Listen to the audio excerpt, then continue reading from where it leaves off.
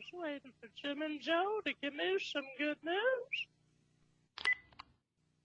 It's 8 o'clock. Where are you guys? Waiting for my good news.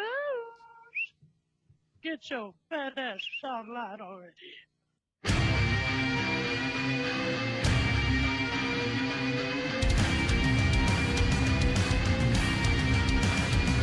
Just a couple of guys, a couple of microphones, and a heck of a lot of no. It's Football on the No with Jim and Joe.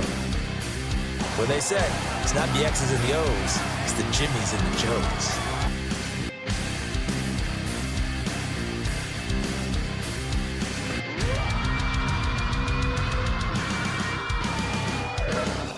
All right, what's going on, everybody? Welcome to another episode of Football on the No. I am Jim McPhee, and alongside of me is Mr. Joe DeCapita. What's going on, Odos? Welcome back for another edition of Football on the No Show, and it's the last one of the season. It's the last one right now. That's it.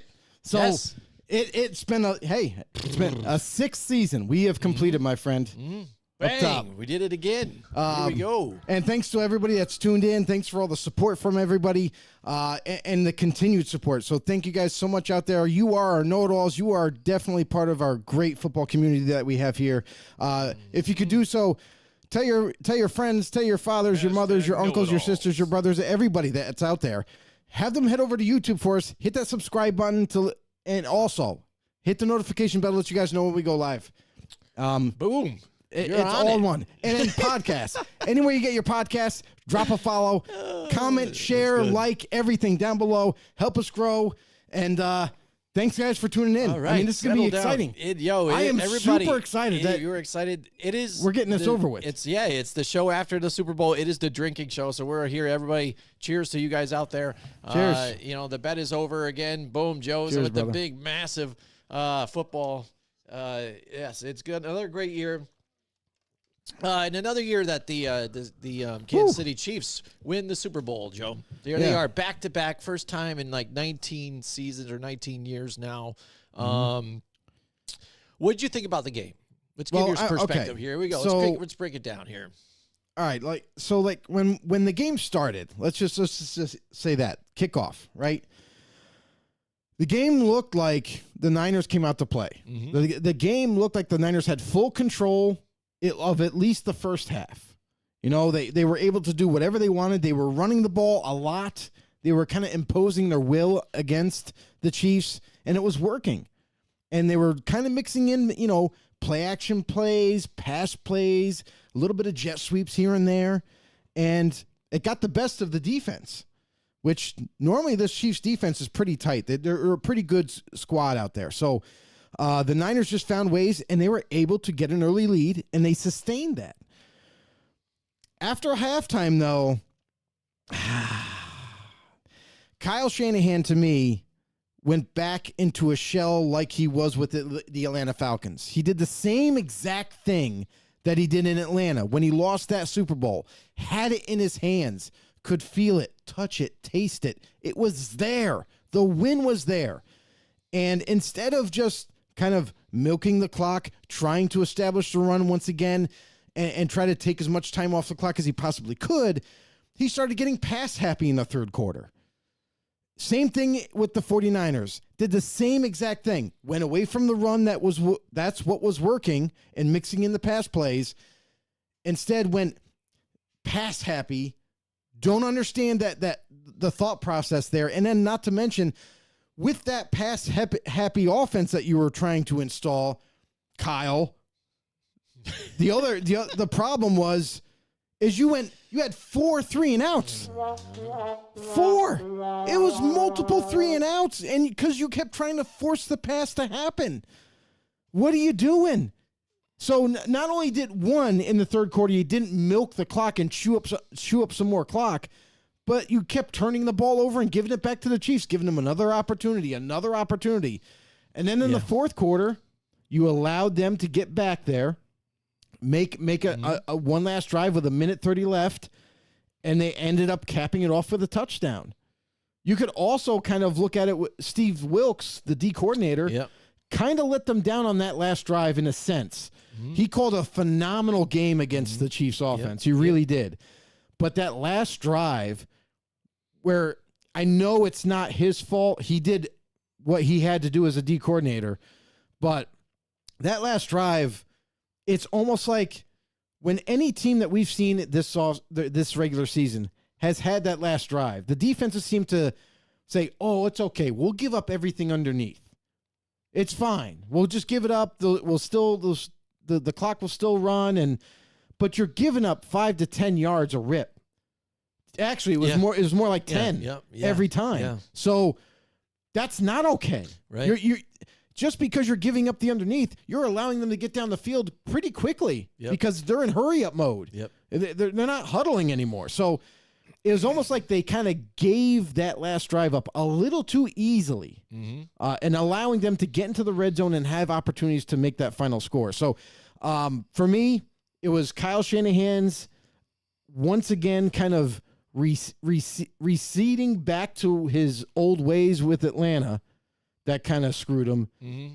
They should have put at least 2 more touchdowns up, or at least 10 points up had he run his regular offense in the first half. Right.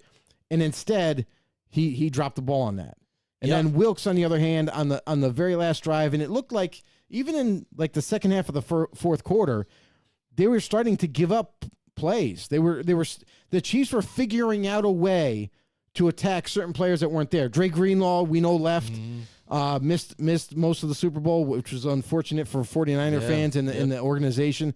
With him in it, maybe it changes some things. It definitely does because he's that good of a player, but they just couldn't get it done.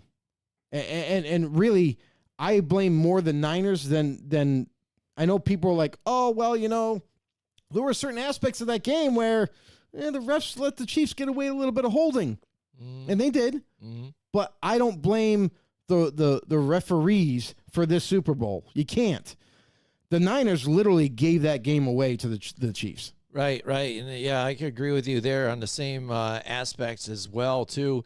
As far as it's coaching, too, because I think the players came prepared to play, and they came out of the game, with a hurry, and the game plan was set, and they were playing the way they wanted to play. And if Christian McCaffrey doesn't turn over that ball too in the beginning too, they're going down with a score. But on the other hand, the Chiefs were turning it over too as well, right. So they had the game in hand. Yeah. And I think really the turning point, which made it kind of even a little more realistic for the Chiefs to get back into the game, and where it almost shocked the 49ers was where the ball came off the defender, the heel to where it was the guy, the punt returner had to jump on it instead of just jumping on it, which I don't know why people try and scoop every time. Just jump on it because you were calling fair catch anyways. So why on a tip off of somebody's foot, it's a great idea for you to just try to pick it up and run with it then. You want to secure the ball. Mm-hmm. You were calling fair catch. If you jump on it there, it's exactly where you were calling it. So I don't know why he decided to do that, but once that happened, you could feel kind of the energy get deflated a little bit, or there a little bit worry. This was when the ghosts come around. How everybody talks about that mystique that happens with Tom Brady, and they were talking about it in the game and how that kind of happens with Patrick Mahomes a little bit now, where that mystique, like, we just messed up, and now they maybe have a shot. Besides that, again, they were running it the way they were supposed to be doing that first half, and for some reason, third quarter, same thing like you said, Joe, changed the game plan up. Went away from the run completely. And pass happy, absolutely. That stops the clock. Your time of possession gets the defense on the field again, gets them tired. And they were playing like outrageous, dude. What Nick Bosa was not only just with the pass rushing as well, but also dropping back, catching those screen passes where they are, kind of taking and covering that. And then when Patrick Mahomes says, "Oh no, it's not there," he comes in and still makes a play on Mahomes. I think it was absolutely fantastic in the way he was playing. And then the fourth quarter, and then further, Joe, same exact thing again. Time management, passing on third down when they're right there in the red zone, and you could have ran the ball another again and ran some more clock down because you knew you were going to settle for a field goal either way if you had to or whatnot. Right. Not give them time to march it down. Right. Then they had less time to do it. You know what I'm saying? And there you go. I mean, the foot off the gas. He should have learned from before. Obviously, he didn't. And then the overtime's a whole different story. But we got John Turner in the house. What did he say? 46 and a half was the over-under? Yeah, so there was a lot of people that that ended up, I believe that a lot of bets happened where they picked the Chiefs to go over 46 and a half or 47 and a half, something like that. Yep. I got the wrong team. I picked the Niners, and I picked the under. Believe it or not. A lot of people were picking the over. I picked the under. So if the Niners won, I was going to be the winner of some money. But needless to say, that was Ray McLeod that you were talking about with the punt returning issues, and you have to just jump on it. Yeah. This is the Super Bowl, so there is no second chances. So you have to do everything in your power to not turn the ball over at any given snap. So they didn't do that. He didn't just jump on it. He tried to like one-hand it and scoop it up with his hand. It doesn't make any sense. Like, just make sure, secure the ball. Make sure you have it. So that way your offense can come on the football field. All over you. That right there, that turnover in particular was one of the most critical turnovers because 2 reasons. 1, it happened on a punt return. And 2, when you turn the ball over, they're in the red zone now. All of a sudden, first and goal, or 1st and 10, what are you doing? You can't do that and give the Chiefs great opportunities, because that's, for the most part, the Chiefs had great opportunities to come back and win the game. And there was points throughout that game that happened. That was definitely one of them. And you bring up the Christian McCaffrey fumble. That was in the very first drive. Yes, first drive. So it didn't really kill them, but at the same time, it's you can't allow that to happen. This is this is the game of your life. Like, you just can't let a simple strip, happen. You just hold on to that ball with 2 hands as hard as you possibly can. You cannot let that go. And it was unfortunate for Isaiah Pacheco. Yep. It happened to him. Yep. Because he kind of got a little too comfortable running and just kind of had it out there just enough to where they could rip it out. And at the same time, it happened to McCaffrey too. So it's like teams made mistakes early on. They came back from them, but then we saw even more mistakes being made late. Yeah, absolutely. And you know what? You talk about, him even making the mistake. Him not him being Christian McCaffrey, not being involved in the game in the third quarter. Did you see him blow up on the coach at all, get in his face, belly bump him or anything like that, get angry? Yeah, right? Travis? You didn't see him blowing up. No. Did you see Christian McCaffrey do that at all? No, right? No. And he cool wasn't and getting involved in the game in the third quarter, Calm, right? Though, cool, and but collected. early on in the first, just because Travis Kelce, he had one a catch or one attempt at him or something like that, he wasn't getting involved in the game, blows up and gets belly bumps his head coach. You know what I mean? Checked him. Yeah, I don't get that. If you're a head coach again too, you're telling him to sit down. I don't care what kind of game. And he did. He came back in later, but he did have him sit down and said, "You need to cool off. Go have a seat." And you saw him sitting there, just kind of staring, blank stare, like not paying attention to anything. And good for Reed. I know it was one of the biggest game, or the biggest game. Yeah. But you had to install some discipline there. You had to check your own big time player and say, "Dude, just because you're Travis doesn't mean I'm not going to have you have a seat." Yeah. And it put it into perspective. You saw Travis when he sat down and was like kind of thinking in his own head and was like, "All right, yeah, I kind of fucked up. I gotta focus. And then he let him back in the game and things were okay. So copacetic. But man, I mean, you can't allow yourself to become unglued. And that's what we saw. We saw that for the second time. We saw that with this Chiefs team. The first time, it wasn't throughout the regular season until they played the Raiders, where the Raiders ended up beating Kansas City in Kansas City, and Andy Reid attributed to the wake-up call, he likes to call it. When the Raiders beat them in Kansas City, it woke them up, and they pushed forward into the playoffs. That game, you saw panic on the sidelines from Mahomes, losing his shit. Like, Travis throwing his helmet, like, very uncharacteristic of professional football players that have had success before. Quite That's simply. what he was like, yeah. And then you look to the Super Bowl, they were panicking on the sideline. That's why Travis reacted the way he did to Andy Reid. That's why you saw him screaming at the top of his lungs and throwing his helmet again. And Mahomes kind of like this is ridiculous. You kind of saw him getting frustrated too as a quarterback, getting flustered by this D line that just kept coming after him, play after play after play. And you saw them come unglued even more into halftime. Yep. And like, even though they were able to kind of make it close and they tied it up and everything, it was, you could just see it. Like, they're like, oh crap. Like, we're in once trouble. even they came back and got the ball, after half, he even fumbled again. Luckily, they were able to jump back on it, I think, but it was hairy for him. John Turner's in the house with us here. Joe, what does he say? He says, but players make less in the postseason than they do in the regular season, regardless of seniority. Seniority. The past season means less to players. The postseason means the less postseason means to less to players. players than it does to the team's owners due to the CBA. I'm just saying, pride and business are two different things. they are. But I think They are if two some different people, things. if you're in the Super Bowl or you're in the playoffs, you would think that pride would take over ahead of business, because when you're in the season, you're talking about, you see us in the NBA all the time too. Yeah. They're taking it as a business. So they're like, all right, in baseball especially, I'm taking a day off because I'm resting my body because, I want to try and prepare for the postseason. I'm going to rest because I got to be able to even get paychecks, and I got to stay healthy throughout the season. I'm getting checks. Right. Be able to be here for my team. Right. They care about that check every week to be in there. You know what I mean? They don't want to mess up things and all that stuff.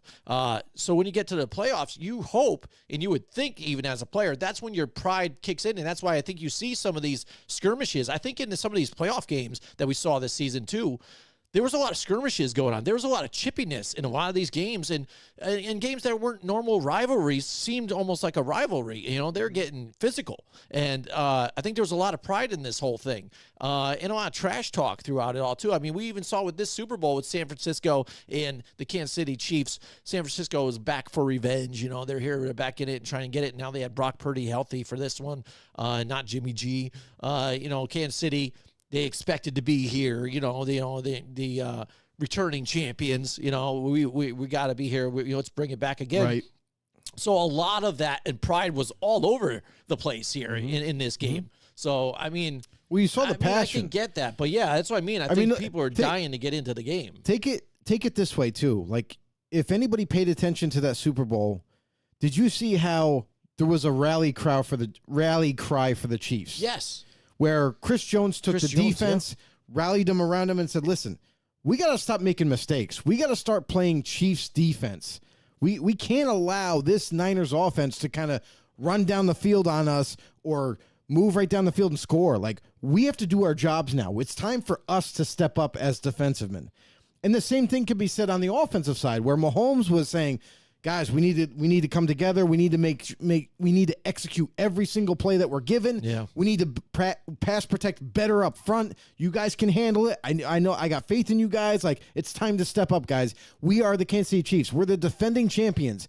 We are not going to lay down for nobody. So it's time to turn it on. It's time to turn the switch and let's go play ball. And it's like, after they kind of reset their mindset, you saw how that they were able to not only you saw the increase in play, you saw the productivity on the football field, but also it was almost like they finally woke up in this Super Bowl. Yeah. It was almost like the Niners were like whooping them. They really were. They were whooping them in the first half. Controlling everything. And the Chiefs didn't have an answer. And then in the second half, I don't know what they said at halftime in the locker room, but there was a big speech. I think it was from Travis. I think Travis Kelce. I think he delivered the speech, very passionate. Was just like, basically like, it's time to go. This is our time. This isn't their time. This is our time. We're here.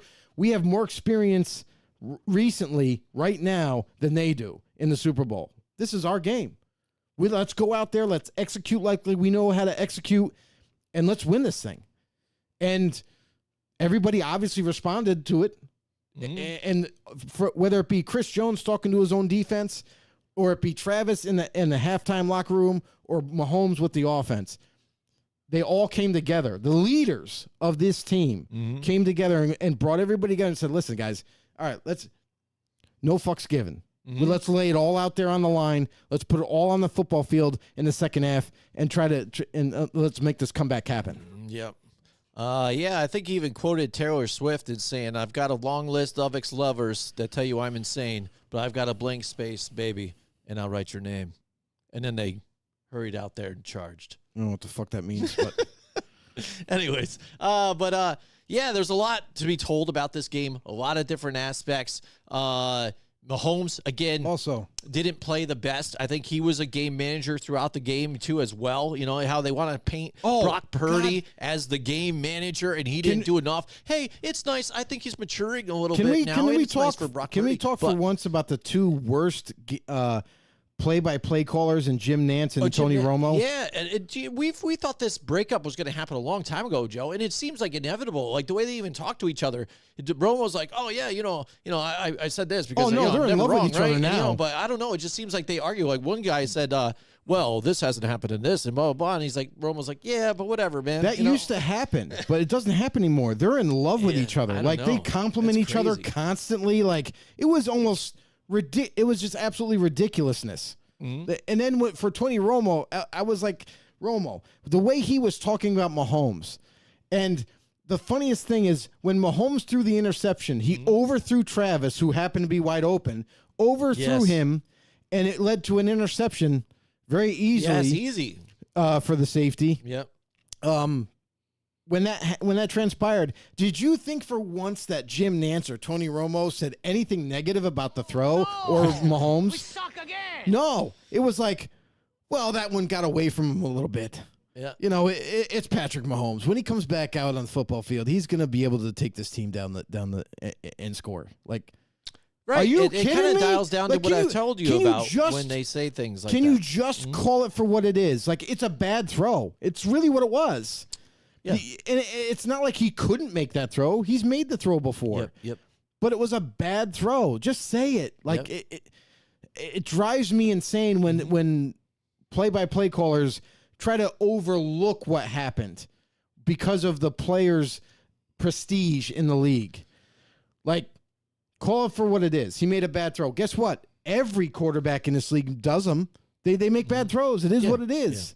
Just because his name is Patrick Mahomes or Aaron Rodgers or Josh Allen, like anybody, Joe Burrow, any of the bigger names around the league, like they all screw up. Just say what it is. Yep, absolutely. Now getting to the overtime, and then we'll move on a little bit after this. But I just wanted to bring up the fact that too. I think some of these teams don't even realize the difference in the overtime rules now. Because when the 49ers, and everybody wants to argue with them taking the ball first, whatever. I would have probably took the ball first too. I mean, I don't care. Because I'm thinking I can go down and I can go score a touchdown, then the pressure's on you. Mm-hmm. The fact, though, that they haven't realized is the fact that it's starting a new game. The guy said it, the referees, starting a new game. So it's not like within this quarter you need to score or else. It's another game. It's a new game. It's a new game. And it's only for playoffs. Right. So far. So when it went for their turn on defense, when you talked about Steve Wilks, you don't have to play that prevent defense. Don't give everything over the top. There's no time to lose. Mm-hmm. Nothing. You have nothing to lose. Play the game like it's at the game. Right. Play it like it's your game. Just don't let them score like you normally would. Just play your game. The first half. Right. Go back to that. It could go all the way, burn it all the way to the next quarter or double overtime. Just stop them. Yeah. But don't get in the cover, zero like they started to a few times. They did the one time and got burned, but then also when the timeout here and Shanahan, helped break that up. It's like, whoa, easy now. Yeah. Don't get too aggressive, but that's the one thing they got to do. They got to be able to look at this playoff system and look at it and say, hey, listen, now we don't have to do this. It's not a rush. It's not, hey, we scored. Now we got to just stop them from scoring right now. They had the game. We have a new know-it-all chime in, Riyadh. Welcome to the show, bro. He says, big up to Joe rocking the Weekend of Man sweater. I appreciate you, bro. Nice. I like it. Yeah, rocking it. Nice. It fits you, even though it's almost Chiefs colors, but not the gold, though. It is not Chiefs colors. I tell you, I can't even support the Chiefs just because the colors. I mean, the red with the gold, the yellow. Honestly, I just don't like it. I don't know. Feel it, man. I know they're like one of my biggest rivals, but to me, it's not even the colors. To me, it's how the Chiefs, how these new Chiefs, like you got Mahomes, Yep. Travis, Pacheco now. You got these new Chiefs that their mindset is that we're better than everybody. Just like you mentioned about the Cowboys, right? The Chiefs have that same mindset. They're Right. like, they have no doubt in their mind that somehow, some way, they're going to come away with the win. And they're going to beat everybody, and nobody can challenge them. Well, that's, Well- I think, partially their belief in Mahomes and now how they think he's just the greatest. You know, which whatever you want to call him, I don't do that GOAT bullshit that everybody else does. But I think the way he is and the way his capabilities and what he does, that played perfectly into how the 49ers were playing the defense. Because again, they were just trying not to give anything up and covering everybody. There's one more guy that you couldn't cover. That was Mahomes, and that's Right. where he makes the plays on his legs. Last season we saw it. We saw it in the Super Bowl last season. Nobody was open. Everybody covered. So what do? Nobody's open. I'm just going to take off running because there's nobody that's on me right now. They didn't keep a spy back down on Mahomes or You anything don't like have to that. keep a spy. When you play Mahomes, you don't have to. But what you have to have is you have to have disciplined D linemen. You cannot allow gaps to open up to where it's an easy running hole for Patrick Mahomes to take. We And got a few that's the biggest comments problem. rolling right through here. What's going on, Joe? Lighten up the comments. Riyadh section. said Mahomes been my fantasy pick for the last 4 years running. Congratulations. Who's that? Mahomes? No, That's who Riyadh. said that? Oh, Riyadh. Oh, okay. Oh, wow. That's good Mike for fantasy Tackett points. says, congrats to Taylor. Beyond happy for her. Hashtag so brave. So brave. Good for her. Good for Taylor. She She deserves it after the work that she put in this season. Yeah, you know. You know? You know what? It was a change of pace seeing Blake Lively and some other people up there, though. I didn't mind that. Yeah, Riyadh's and, laughing. and I Riyadh don't said, have a issue Tay-Tay, with the Tay-Tay. real winner here. See, I hate this whole thing with the Taylor Swift crap, man. Yeah. It's not like, I'm one of those haters, like, why is she on TV Yep. and stuff, but And here it's we what go. everybody's doing now. Mike Tackett just addressed what we talked about off air. What's up? Is Mike Tackett said, Bosa got it right. They held the shit out of the front four. Yes. And that is what they've gotten away with all season long. Know-it-alls. All season into the playoffs, they just kept getting away with holding and everything else. So They did hands to the face. I saw it all. on offensive line, that's why I say, like, don't get me wrong, Kansas City Chiefs have some really good offensive linemen, but when you allow them to hold certain players, especially like guys like Nick Bosa, Max Crosby, Javon Hargrave, like, these are really good players. They don't get manhandled, but when you're allowed to hold, there's not much they can do. You gotta throw the penalty flag. So that's one thing that kind of it perturbed me a lot because it's like they've gotten away with it so often that it's like, wow, this is the biggest game. They shouldn't be able to get away with it, and they still did. So even though like that's kind of like a something that they should have called, but at the same time, it's like that one thing that they were allowing to happen didn't decide the game.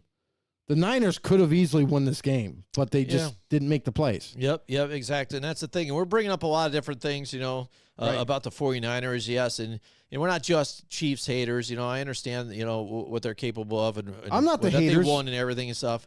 I love the Chiefs. I love but those guys. still, I mean, it is what it is. We're seeing it and how it is. I mean, I've gave props to Mahomes, too, as well, what they are capable of doing. Yeah, here we go. We got We got a everybody bunch of chiming people in. in here. What's got? Riyadh said the 49ers offense was dominant for the most of the game. They deserved that W. They do, but listen, you got to continue and finish games. You can't just be dominant for one half and then let it go. So it's exactly it. Mike Tackett said Juwan Taylor literally bear hugged Bosa to the ground in the red zone on a scoring drive. Yep. It was happening all game where he was getting held, and other guys were getting held. Eric Armstead, Javon Hargrave, even Chase Young at times on the left side. Eric Bauer said, hoping to see Jim Harbaugh in the Chargers to give KC fits. I don't think so. Anyway, he said, still go Michigan. Yes. Boom. I like it. I like that. I like Eric. Yeah, because he's a Michigan fan. Don't use drugs. That's why you like him. Yeah. Mike Tackett said, but also, what happened to Kyle Shanahan's second half play calling? We just addressed it, Mike. Second, was it 28-3 all over again? And that's exactly it, Mike. You hit the nail on the head because we did talk about that and how in the third quarter, the second half, Shanahan completely went away what was working. He went away from the run game, mixing in the pass here and there. That's really what was, helping the Niners offense drive down the football field, score, and went away from it. We don't know why. I don't know what Kyle Shanahan clearly, like Jim said, didn't learn anything from that Atlanta game because we just saw the same exact thing happen. And then for him to kind of panic into the fourth quarter and trying to still pass, and it didn't help them out. Especially with playing the scenario. The crazy thing is that he did return to the run game in the fourth quarter. Yes, he did. They started to run right through the Chiefs. Yes. And it's like, and then they got to the red zone, and then they didn't. If you just did that from the third quarter on, this could have been a way different game. Yep, absolutely. What we got? He goes, sorry, guys, just tuned in. Hey, no problem. No, no worries, bro. It's a Tuesday. It's different, but tomorrow's Valentine's Day. We're throwing everybody Wednesday, off. so we're drinking tonight. This is the Tuesday special. It is Tuesday. Cheers. Absolutely. And Eric says he's been a big-time Michigan fan, so absolutely. What? There you go. Become best friends? Yup. Absolutely. Do you want to go do karate in the garage? Yup.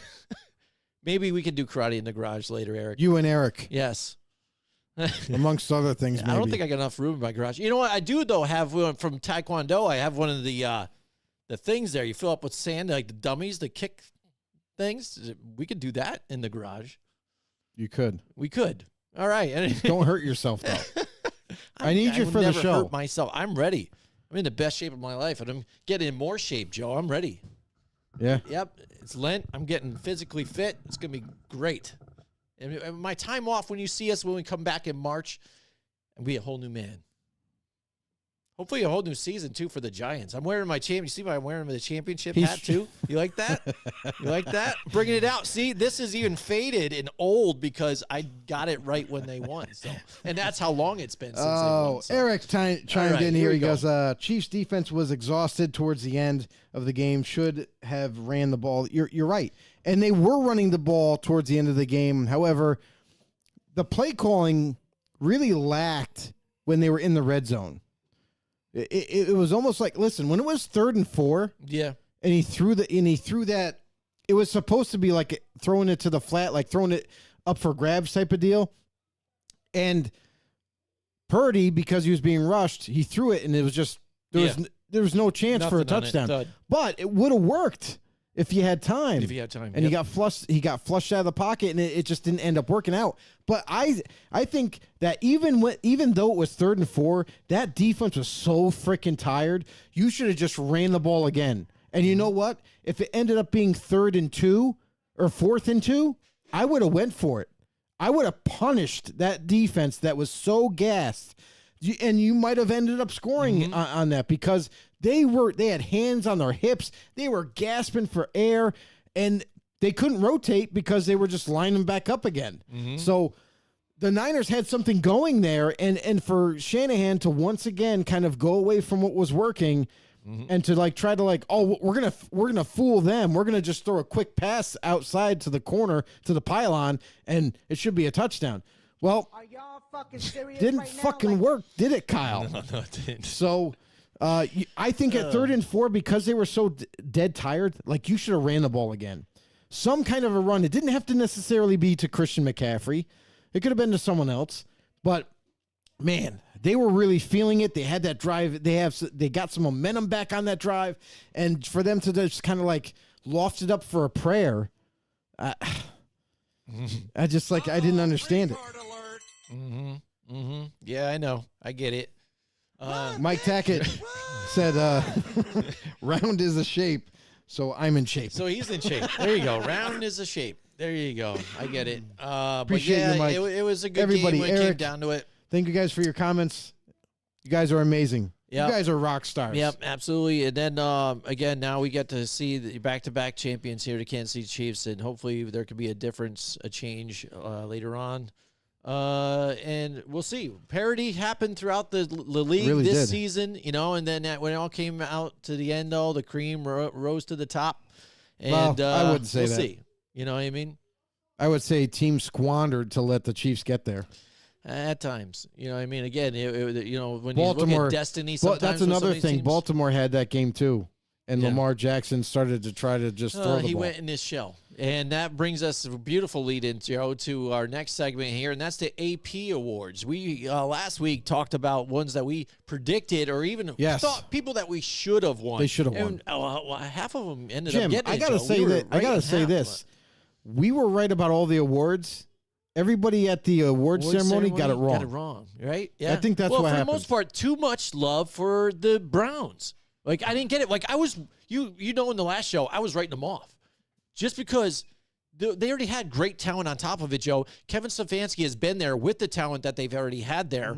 Yeah. Yes, you went, down to a third quarterback who happened to be Joe Flacco that you grabbed off the couch, but you lost in the first week of the playoffs to the winner who probably should have won it, at least a chance to, in the Mika Ryans and the Texans. Or if not, Dan Campbell and the Lions. How is it Kevin Stefanski, coach of the year, and then Joe Flacco get off the couch and play a few weeks and do all right and then shit the bed in the playoffs again?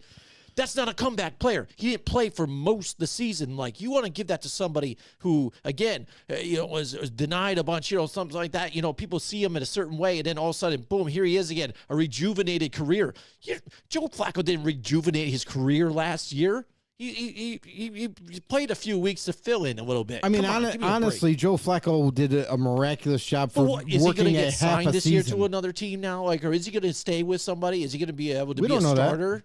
I mean, come on. But you gotta remember, Joe Flacco was literally sitting on his couch and came in and played and actually helped them get to the playoffs.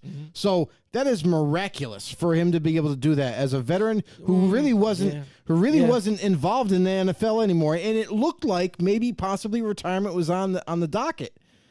So it is what it is. I commend Joe Flacco. I think he did a phenomenal job for the Browns in the limited time that he had to play for half a season. He got them to get to the playoffs. If it wasn't for Flacco, the Browns don't make the playoffs. It's that simple. Because Watson went out, he was done for the rest of the year. So, I'm sorry. Anybody that was in the quarterback room, you think they were going to help them make the playoffs? I don't think so. There was no way that was going to happen. So, I understand the accolades for Flacco for what he was able to accomplish as an older veteran coming into a situation where it was new, fresh, and everything. But for Kevin Stefanski, since we're on the Browns, to win Coach of the Year, and DeMeco Ryans to come in second that's not just at all. Like DeMeco Ryans, I'm sorry, DeMeco Ryans came into a franchise, an organization even, that was in turmoil. That was absolutely terrible for the last 5 years or so, maybe even more than that. They were in disarray.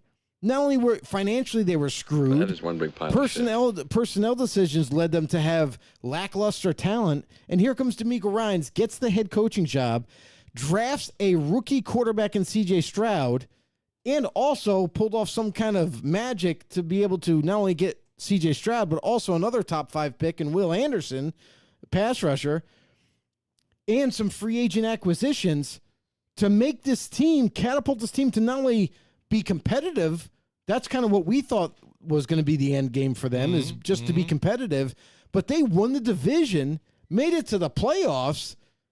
I mean, what else do you need to get Coach of the Year? His first year as a head coach in DeMeco Ryans gets a rookie quarterback with a rookie staff, basically. Bobby Slowick was a rookie offensive coordinator. Yeah. And same thing on the defense. And for them to be able to not only be competitive, but also to make the playoffs as a first-year coach, holy shit, Batman. How does DeMeco Ryans not get this honor? That, to me, blew me away. I did not understand that. I don't know how they went with Kevin Stefanski at all. And then when you look at, we'll stay with the Browns theme, Myles Garrett wins Defensive Player of the Year. You just made the list. Myles Garrett, when we were talking about the top 5 finalists, we were like, well, we could see TJ Watt because he has the most sacks, but that's really all he had. Yeah. Didn't have a whole body of work. He just had sack total. Garrett had 14 sacks. Is a really good player, plays the run well and everything, but Deron Bland had 9 interceptions. He had 1 vote. 1 vote, Deron Bland. Yeah. Garrett had 22 votes. TJ Watt had 20 votes around there, something like that. And then Max had 0. 0. Yeah. Crosby ridiculous. has done more than any of those pass rushers, and he didn't even get a vote, which blew my mind. That's crazy. You're so ugly. You're disgusting. I'm gonna I just kill have to you. say that I was absolutely disgusted with Garrett getting it because I feel like he didn't have the necessary complete body of work as a guy like maybe Max or Deron Bland. I thought those two should have been the top 2 to kind of be in debate for it, but didn't happen. Disappointed. Garrett's already gotten it before. Yep. So it's like, and he didn't even have that crazy of a season. So if you want to say Garrett, he had 14. Okay, well, Crosby had 14 and a half. And he did better in every other category than Garrett. So I think that was kind of blown out of proportion too. Yeah. I'm not even going to say anything on it because, again, I said it all last week. If you don't know, just go check out the show from last week. How about that? Mike Tackett is in the comments here again. He said it a while ago. He said, San Francisco is a real winner, though, with this Super Bowl. With Brock Purdy getting drafted, he isn't eligible for a restructure until his current deal ends. $77,000. Yes, guaranteed. And an average annual salary of just under $1 million. Right. Makes him the best value in the league. Absolutely, Mike. You're 100% right. And I will go a step further. Since you brought up Brock Purdy, my boy got screwed on the MVP. I think so, too. He got royally screwed. Lamar Jackson. I know we're jumping around here. Lamar Jackson. Are you kidding me? How does he win MVP? What? He didn't. Everybody, if you look at his stats, go ahead and look at him. As a quarterback, you tell me those are MVP, level type of stats. Tell me, because he doesn't make a top 10 list. There's like 2 different attributes that he makes. He's in the top 10, but he's not one in any of them. He's not even in the top 10 for most of them. So how does this guy who plays quarterback gets the MVP when he's not in the top 10 for most important categories? It doesn't make any sense. And then I took it a step further. I looked at the rushing. Like, okay, maybe he was top 10 in rushing. Maybe he was top 10 in just kind of like making things happen. No. He's not in top 10 in rushing either. So it's like, where does he become the MVP? When you had, now, mind you, in that race, I thought it was either Brock or Dak. Because Dak had a phenomenal year. And I just thought that Brock had the edge on him because there was a few more categories where Brock Purdy was in charge, in the lead, where Purdy deserved to get the damn MVP, and it didn't happen. It's a disgrace. Mike Tackett's there. What does he say? Taylor Swift Taylor Swift fans have voted Lamar Jackson. Yeah, I don't give a fuck what they voted. Yeah, they probably did because they don't know what they're talking about. So they're just like, hey, everybody else on TV is saying no. You know who would have won that? You know who would have won Lamar. that? Travis would have won that. It wouldn't have been Lamar Jackson. Yeah, right. That's true. It's like MVP. Not doing anything. And again, Lamar, and I get it for what they're saying, but even when they're trying to explain themselves and why they did it, they literally said, "Oh, throw the stats out. Stats don't matter with this." No, they do matter.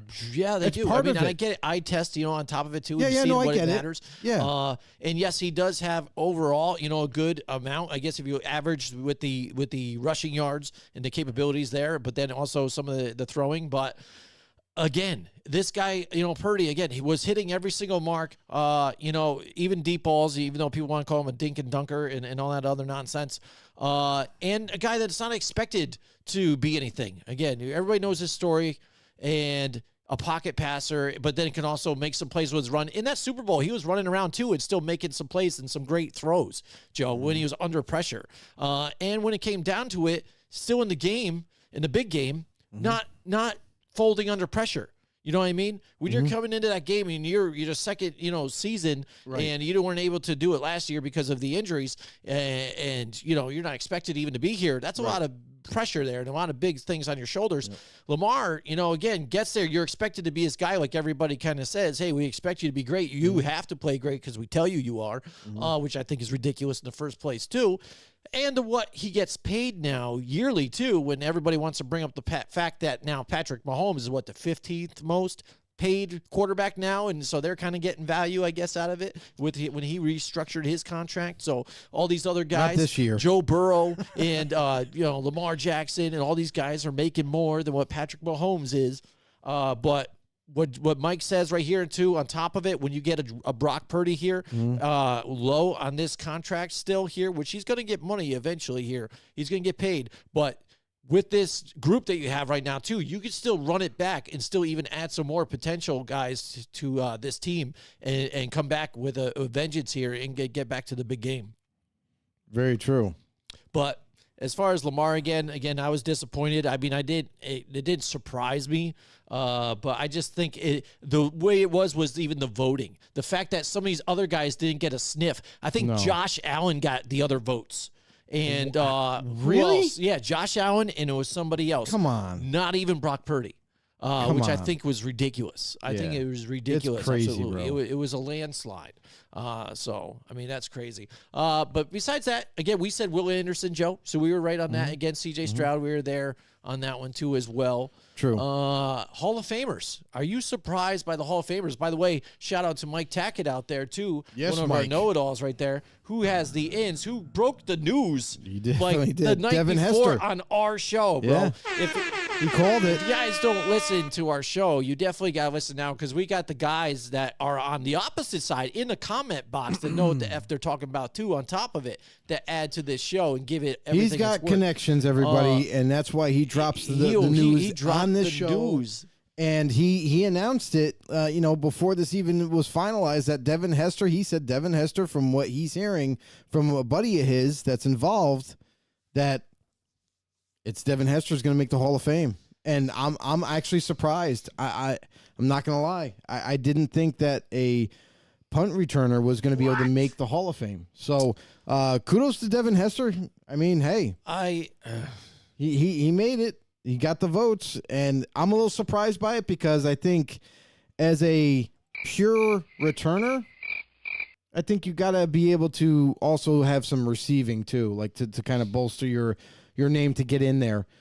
I just can't imagine a Hall of Fame type of player being in the Hall of Fame for just returning, because that's really what it is. Mm-hmm.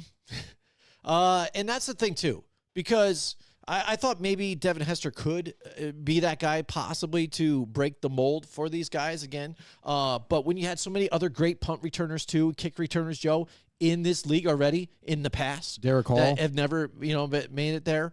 I just think it's funny that that Hester is the one that breaks the mold and gets in there first, and so early. Like, I thought he would have broke it down to like his last potential year to be eligible, and then finally sneak in and be like, oh, hey, it's a great day. Just a few years ago, hey, it's a great day for kickers. We're getting more kickers in the Hall of Fame. Holy crap, God damn, it's about time. Or punters, oh, they're showing some love. Now we're getting love to punt returners over Antonio Gates and some of these other guys that are more well deserving. I'd say as wide receivers, as every down guys, and Derek. Yeah, and then I say Derek, but Devin Hester gets in there, Joe. I said I wouldn't mind him getting in there, but not now. I think now it's just too premature, and I just think somebody else was more deserving to be in that spot. But you're absolutely right, because Antonio Gates did deserve it more than Devin Hester, and I don't think he doesn't deserve to get in. When you're comparing him with other players that have done it for longer and have a more impact on a snap-to-snap basis, not just, I'm going to wait until it's my turn to go out there on a punt return, because that doesn't happen all the time. So in that era, there was a lot of punts that happened, and he did change the field position or changed and scored and all that type of deal. But no, not like a guy like Antonio Gates. He changed games. Mm-hmm. He was so difficult to defend. And for him to be able to be more of a contributor in the everyday snap of the football game, like, to me, that's the guy that deserves it more than a returner. And I think even if we're going into the future, any punt returner shouldn't get in because there are so much more greater players that are deserving of being in the Hall over a guy that just basically returned. Mm-hmm. So, I mean, as much as it's a blessing for Devin Hester and his family, do I think he deserves to be in there? No, because you had guys like Antonio Gates that deserved that spot. Mm-hmm. And the other thing that I kind of had a little bit of a pet peeve with the Hall of Fame and how they vote, they limit themselves. It's like seven people can make the Hall every year. Mm-hmm. Like they limit themselves so much that it's like, even though you might have 10 guys that deserve to be in there that year, you can only get 7 at a time. Yeah. So it's like, but it compiles over time. Yeah. So it's almost like you're behind the race to try to get these guys that are deserving to be in the Hall. Yeah, because even by that time, I mean, look at the class that's up for it next year. Did you see the class that's up for it next year? How hard that's going to be? It's hard every year because again, now you've got those guys that are. It's rollback. Right. You know, you got your rollbacks. Right. So now you see the rollback guys. You're like, all right, now it's their time. Like, oh shit. Yeah.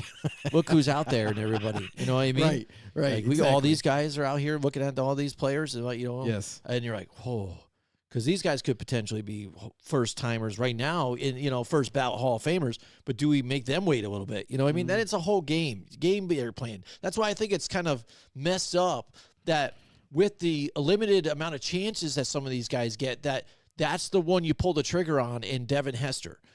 Antonio Gates, just to bring it up one more time, you got Tony Gonzalez in the Hall of Fame right there. Mm-hmm. He was that basketball player turned, football player, that he was one of those guys that kind of brought that out into the limelight. Athletic player playing the tight end position. Oh, yeah. Antonio Gates was the same thing. Right. They were A and B Right. throughout their careers. So how do you respect this guy, what he did, and not this guy on the other side? I'll tell you what I don't respect. Tony Gonzalez being having a career as an announcing analyst. and stuff like No. an analyst, it's terrible. No, he's horrendous. Even when he did the hype video for the Chiefs, it was terrible. I mean, I know I'm kind of going off topic here, but I just got to say, since you brought up Tony Gonzalez, That's fine. He is atrocious. He is already Terry Bradshaw, like 30 years younger. Yes. You know what I mean? But in a worse sense? than that. But worse. Way worse than that. It's almost like he's Jim Nance. Yeah. Younger Jim Nance. Yeah.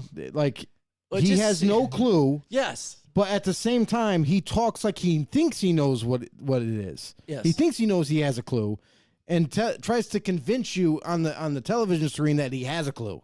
It's absolutely ridiculous. Yeah, he runs around it with words, and then when it's all said and done, when he comes back around, he didn't say Still doesn't anything. make any sense. So then everybody that's around him on the panel just like we love you, Tony. Yeah, whatever. Man, Ryan you're Fitzpatrick's great. like, okay. Anyways, I'll but take what I'm this gonna over. say is, It's like you're calling the highlights for a different reel right now, Tony. Like, oh yeah, but Tony, anyways, it's the Bills, not the Jets. Here, What wear are you these doing? mittens, you old screwball. Anyway, I don't know. Oh boy, yeah, but anyways, yeah. Again, the awards. Some of them we hit on. Some of them I think were ridiculous. What do you think Yeah, about but- the other inductees, Joe? So you have offensive player of the Julius year. Peppers, I thought were there too, which is good. I want to Offensive player talk. to So play we with didn't Christian finish. McCaffrey? We Oh, didn't yeah. finish the awards. Yep. So offensive player of the year, Christian McCaffrey deserves it. Yeah, I think so. Like I'm not upset about that. Now, would I have chosen someone different?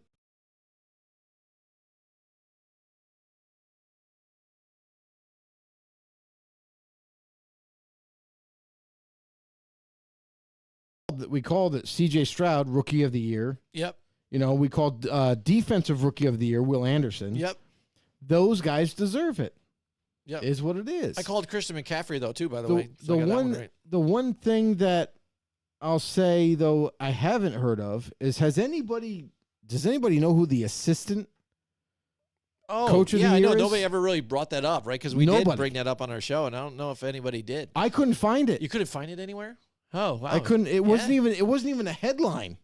It was nothing. Well, I want to say, wasn't it for the Texans? I want to say it was. If it was, then I'm happy. I want to say it was, but I'm not sure though. I'd have to find it though. Mike, I mean, Mike Tackett, if Mike you're still Tackett's on watching, that. Yes. or anybody out there, if you're still watching, could you guys like kind of look that up and see who was the assistant coach of the year? Very curious to see who won, because nobody really, obviously it wasn't going to be big news, so it wasn't going to be a headline or anything, but just still, curious. after they did all of them, like you would think. Yeah, you would think that they would have done no, that. it wasn't. I got it right here. Jim Schwartz won. What? Jim Are you Schwartz freaking kidding won. me? Which, I don't know. I mean, I could get it too No. just because and how stellar that No. defense was. No. But Not yeah, at all. Yeah, but yeah. Jim Schwartz came in onto an already defense that it was assembled, and he just added his defensive scheme to it. Yep. It's really all he did. Come on, man. Yep, there it is. Come on. Good. I found that quick. I found It should have been. It should have been Ben Johnson or Bobby Slowick. That's who. One of those two should have won it. Yep. Come on, they were there. dude. They don't give me actual votes and see who got what, but they did list Johnson second. Tackett's got something. Tackett's got something a brewing. What's he got? I don't know. You got the stupid window in front of it. Sorry, bro. What do we got? All right, hold on. Let me turn it down. Turn down for what? It's in the way because this stupid thing froze again, dude. I don't know why this freezes, but it does on occasion. There we go. How Nothing about that? froze. Peekaboo. There you go. New England, Pittsburgh, Atlanta, or Chicago. Where does Justin Fields play in 2024? One thing that I'll say is I don't think it'll be New England. I think he's not the type of quarterback, and I'm guessing, obviously, because Bobby, if Bill Belichick was there, I would say it's a possibility because Bill has always kind of wanted a mobile quarterback. But since he's not there, I don't know what the new regime would be looking for. So I'm going to say no to New England. Pittsburgh, they've always kind of dreamed, Mike Tomlin has always kind of dreamed of having that mobile-esque quarterback to be able to do runs with in, different types of offenses, or I should say plays. But I don't think Pittsburgh is going to, I don't think it could happen, but I don't think Pittsburgh is one of those teams that are willing to give up draft picks and draft capital to obtain a player. Historically, they don't do that, let alone trade up. Atlanta's a strong possibility because they pick 8th right now.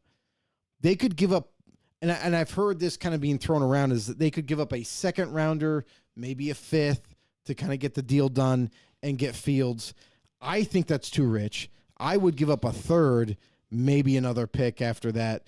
But Atlanta is a real possibility where if the Falcons don't believe in, say, somebody outside the top 3, where, like, I know some people are pushing up J.J. McCarthy right now as possibly being somewhere in the top 10, top 15 range. Or it's early, but that's kind of what's being reported right now. But other than that, if Atlanta's not really comfortable with who's going to be there available for them at quarterback in the first round, and they don't plan on going in the second round and waiting for that quarterback, that could be a very strong play where Atlanta could give up little compensation, obtain a starting caliber quarterback who happens to be very young, and group him with a bunch of younger, offensive weapons. So that's a strong possibility. And for Chicago, I don't know. Here's the one thing that we know early on is that Chicago has an infatuation with Caleb Williams, who's coming out. A lot of people list him as the number 1 overall quarterback coming out. A lot of people assume that he's going to go number 1 overall to Chicago or to maybe a team that's willing to overpay for that draft pick. I think if Chicago wants Caleb Williams, I think if they make that final decision on, like, you know what, we're going to go with Caleb no matter what, they are not trading out of that pick. They are just going to make the pick for Caleb Williams, and then you'll see Fields on the move anyway. So I think really for Fields, I think he's going to be playing on a different team. I think most likely it seems like Atlanta to me as of right now. Now, things can change. Obviously, it's a long way until we get to the draft. A lot of things can change, whether it be free agency. Maybe Atlanta can outduel like Minnesota for Kirk Cousins or something like that of that nature, but we have to wait and see if that happens. But early on, I think Atlanta would be most likely the favorite for Fields to land him. I think Chicago is going to go in a different direction and draft maybe Caleb Williams, maybe it's someone else. But that seems to where it's going to be headed right now. Yeah, I can totally see that happening too, Joe. I mean, when you look at the other options here again with New England, Great question, though. Yeah, absolutely. I still think they might feel out what they have here and possibly draft somebody. Pittsburgh, I don't know. I don't know if they really are just bailing and sailing that ship on Kenny Pickett right now still. Atlanta seems the right fix, and if Chicago, again, they're there for the pick. You got a quarterback, you got to take it. Justin Fields will be upset with it, and so what are you going to do? So you got to trade him away. Chicago has made it known that in order for them to trade away that pick, you have to overpay basically to get it. So if you're really that convinced that you want that number 1 overall pick, you're paying a king's Hefty ransom. price. Yes, there a you king's go. ransom to get that. And I don't think any teams are willing to do that because they've seen what Carolina did, right? And it didn't work out. They made that big swing for the trade. They got the trade completed. They traded up and they got Bryce Young, and Bryce Young so far hasn't panned out.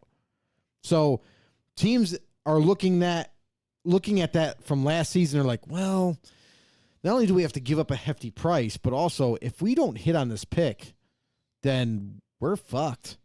So I think teams might be a little hesitant to trade with Chicago, not because it's the Bears, but because the Bears want such a hefty price for that pick that teams might kind of shy away from it.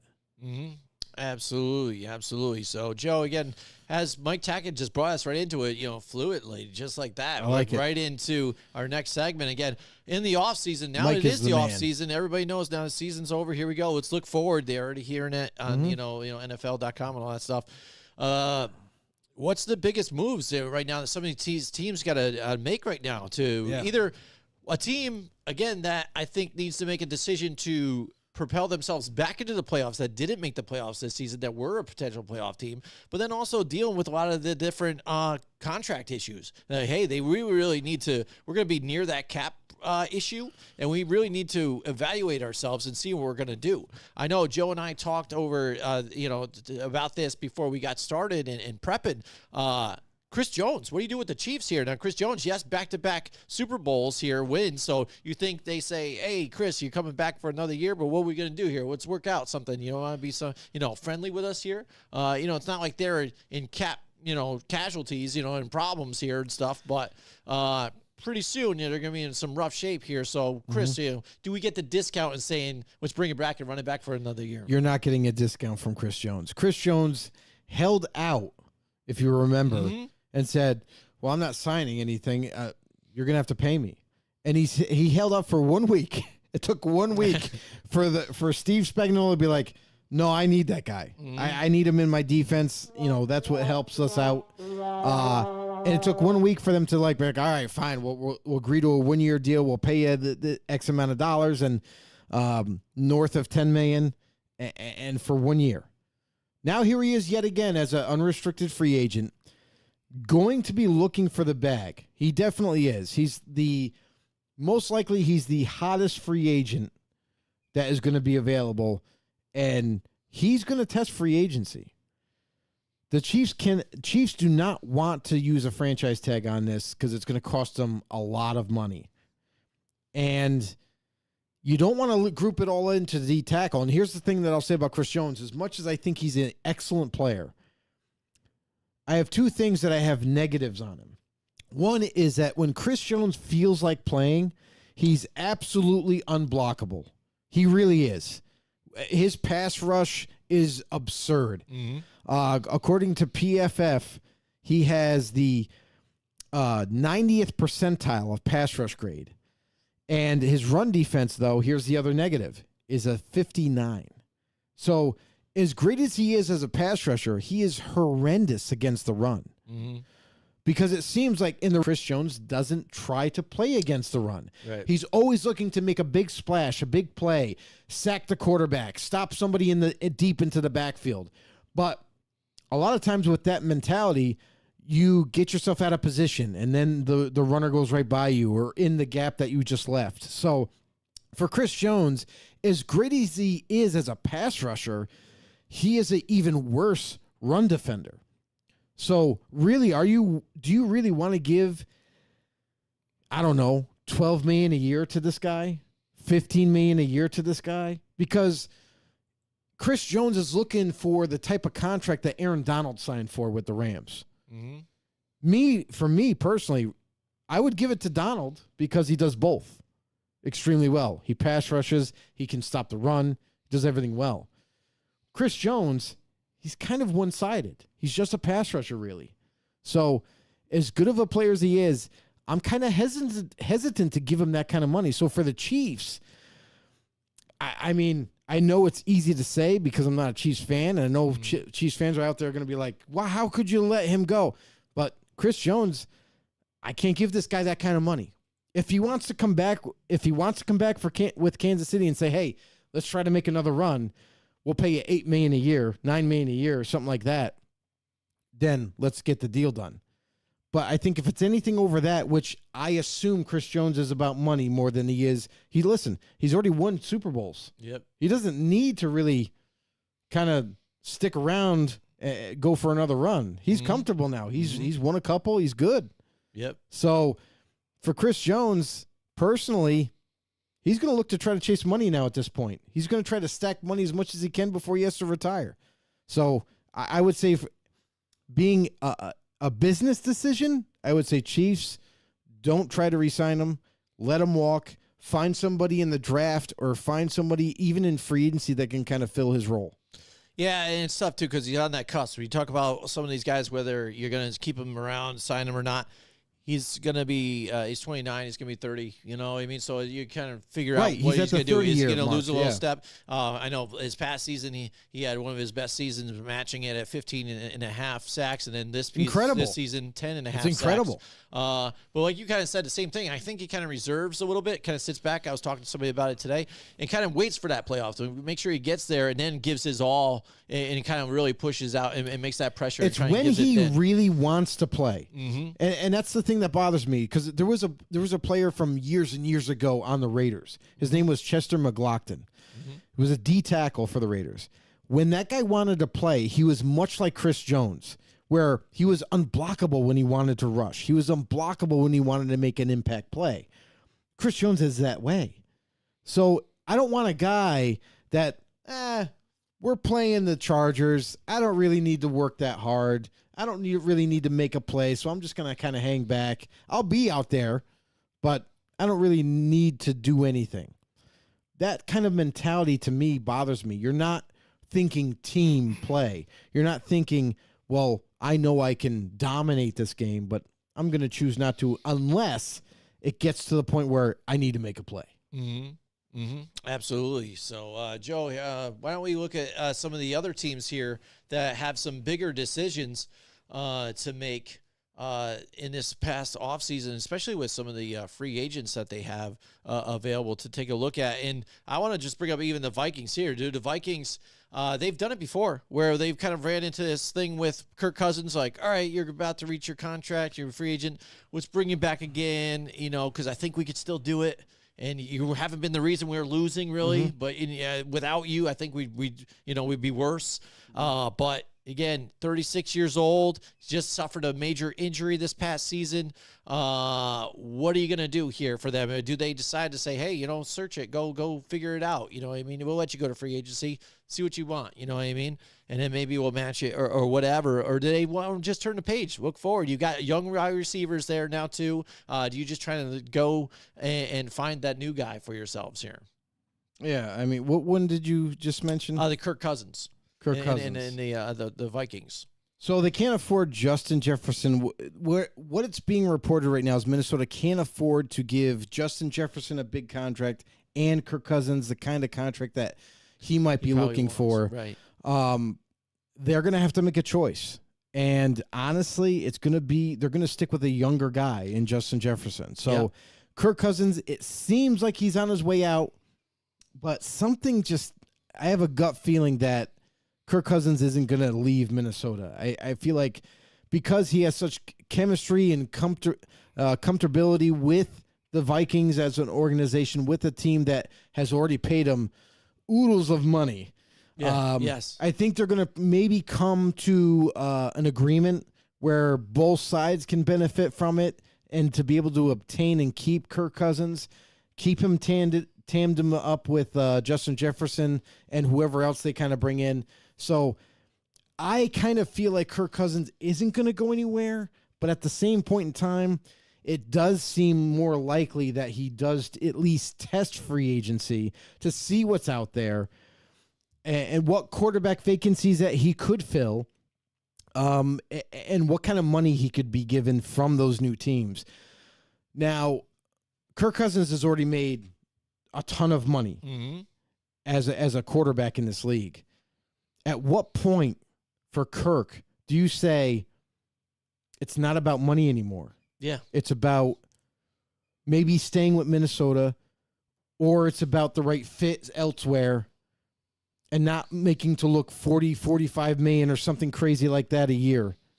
Now it's more about, I just want to go to a team where I can compete, I could try to win, try to make the playoffs, and push for the Super Bowl. That's the interesting situation right now for Kirk, is personally, it's going to be up to him. But at the same time, like, I don't think Minnesota wants to experience that void of the quarterback position where, all right, Kirk's gone, now what's plan B? Right. They don't have a plan B. They don't have a guy in waiting to kind of push him up. So it looks like if Kirk does leave, Minnesota's another team, then it becomes another team with the 11th pick. The Vikings they're definitely going to be interested in a quarterback if they can't keep Kirk Cousins in Minnesota. So I think for them, it's a very unique situation, because as much as I think that they're in love with Kirk and they want to keep him there to see where they could go next year, unfortunately, Kirk went down with an injury, so who knows? Maybe they could have made the playoffs. Maybe they could have made some noise. But now it's going to be up to Kirk and his agent and the Vikings to see if they can come to some kind of agreement. But if it doesn't happen, a team that's out, there's a few teams that I think Kirk Cousins can kind of just fit right in and make that team even better. You talk about Atlanta, you talk about Las Vegas. Those are teams that already have weapons. Yeah. Those are teams that you add a proven commodity like Kirk Cousins could catapult you to not only compete for the division, but also, and especially with Atlanta, they could win the division very easily. But then also in the playoffs make some noise. So it kind of makes you think. And does Kirk Cousins return to his roots where he once was drafted in Washington? You know, that's another kind of team where kind of people are overlooking because Sam Howell's still there. But maybe you bring cap space. But maybe you bring in Kirk. Maybe you say, okay, it's an open quarterback competition. Sam Howell versus Kirk. Yeah. May the best man win. And that's another opportunity for him too. I don't know. I mean, if I'm the Minnesota Vikings again, you're good enough, and I think the team, the nucleus that you have around you, I think is enough to win. And right now, and if you try to even test the market, you're not getting anything better, I think, than what you have there in Kirk Cousins anyways. And I think he's at a point in his career, and I think we saw it in that quarterback show, he's got a room set off just for that Lombardi trophy. And he knows he's getting that age to where time is ticking. I think he just wants that championship. And I think if it takes less money, I think he's already made the money, enough, for himself and bet on himself that he just wants to get that ring now. He wants to get the Lombardi trophy. Of course. That's the better deal for them, because on the defensive side, they've got Daniil Hunter too. He's a free agent, by the way. That's what I'm saying. He's going to be a free agent. So they put him on the tag last year because he wanted another deal. They're and not doing sat it out again. and all this stuff. And he performed. He kicked out and he got 16.5 sacks this season, balled out. But again, I think they're going to let him walk here, so you got to let him walk. He's 30 plus. And that, can help you out. And then I think then you got to lock in Kirk Cousins on a friendly team deal, which you even saw him even this year when he with his shirt off supporting Minnesota. When of course, when he wasn't because he's even still on the there. team. So I mean, I just think he bleeds this team. I don't think he doesn't want to go anywhere else. I think this is his best opportunity to get a ring now, because it's a great story for him to go back to Washington. I get that, but you're not going to chase a chip right now, and I think that's what Kirk Cousins should be doing right now. Thinking about his overall legacy and what he's going to do and get that championship, because he's got to fill. My that closet. thing is Kirk Cousins has to be a little selfish now. You're a little older, Selfless. so not selfish. I don't think he needs to be selfish. No, Selfish is taking more money. He needs to be selfless. because here's the thing: is he's got to think. You just mentioned legacy. Legacy is being selfish. So if you're thinking about your I guess we're legacy thinking going same thing in forward, different words. Okay. then he's going to be looking to see what team gives me the best opportunity to get me that Super Bowl Lombardi trophy. Mm-hmm. It's really what it is. I think Minnesota is one of those teams that he could stay and help kind of perpetuate that and make it a living thing. But at the same point in time, is the money can't be so cheap to the point where like he's like, no, I'm not going to do it for nothing. Like I get beat up. You know, guys take beatings throughout the season, so it's got to make sense for both parties in order to make that thing work. I do believe that is the best situation for him right now because he has such familiarity with it, with that organization and the players that are involved. But also, he is the only quarterback on the market, honestly. Like the only starting caliber quarterback that is on the market besides, I mean, maybe if you want to throw Russell Wilson in there because he is going to end up getting cut and then he will be a free agent. But we'll wait until that officially happens. But for right now, Kirk Cousins is the only starting caliber quarterback. So if the Vikings don't want to try to experiment with whoever it is after Kirk, I suggest that they try to nail down this re-signing. Yeah, I think so too. We got a couple comments with Mike Tackett out there. What's he got? The trick is building around Mahomes' contract. Look at Dallas. Paid a few players big, and other guys are earning food stamps. True, but at the same time, like I just looked at Mahomes' contract for next season. His base salary is $15 to $16 million. So it's really still not crazy. Still team friendly. Mm-hmm. So, and even that being said, they got a lot of other players that they're going to have to look for in the future to try to re-sign. And they're going to be missing some players this year. So, like, L'Jarius Sneed is one of the bigger guys. Chris Jones, L'Jarius Sneed, those are big key players on the Chiefs team that they are going to try to re-sign. You're not going to give a franchise tag to both. To obviously, like, L'Jarius Sneed, I feel like is going to cost more if you tag him. Chris Jones might be a little bit cheaper on a tag. But, again, we've seen this happen before where Chris Jones said, well, I'm not signing the tag. Yeah. That happened last year. Yeah. So, if this guy does the same exact thing, he could sit out again until you kind of get desperate and try to pay him more money. So, I understand building around Mahomes. But at the same time, like the Chiefs have to pay big dollars to very soon to become free agents for the Chiefs. All right, what is he? Mike Tackett said Cincinnati is in a similar situation that Minnesota is in, second to third best in the division, and will not be able to retain their number one wide receiver, largely in part to the quarterback's contract. I hear you. But out of Cincinnati, we're hearing that they are fully prepared to tag. If they can't get a contract done, they're going to tag T. Higgins, which, mind you, is a 1 year, $20 million contract. So it's a 1 year rental for $20 million. That still doesn't mean that T. Higgins is going to re-sign the following year. He could still move on to free agency. So this is kind of like the seesaw battle that I always struggle with teams and players, where a player is looking for a long-term deal. The team doesn't have the money right now. They would love to give it to him, but they don't have the money right now. So if you tag a player, like a T. Higgins, one season goes by, next season we're into next off season, and he's like, well, I'm looking for more money than what you guys are offering, so I'm going to go to free agency anyway. 9 times out of 10, teams do not tag them a second time because it's that much more in salary. So you could basically be renting him for one season, plays 1 year with you, and then he's a guaranteed unrestricted free agent. So you lose him with no compensation still. So I'm not 100% sure. I've seen this article that came out. Yeah. I don't fully agree with it Because why would you pay a T. Higgins, who is seen as now he'll be seen as the second option. Yeah. But $20 million for a wide receiver for 1 year? That's a little steep. So I'm not 100% sure if Cincinnati will even do the tag.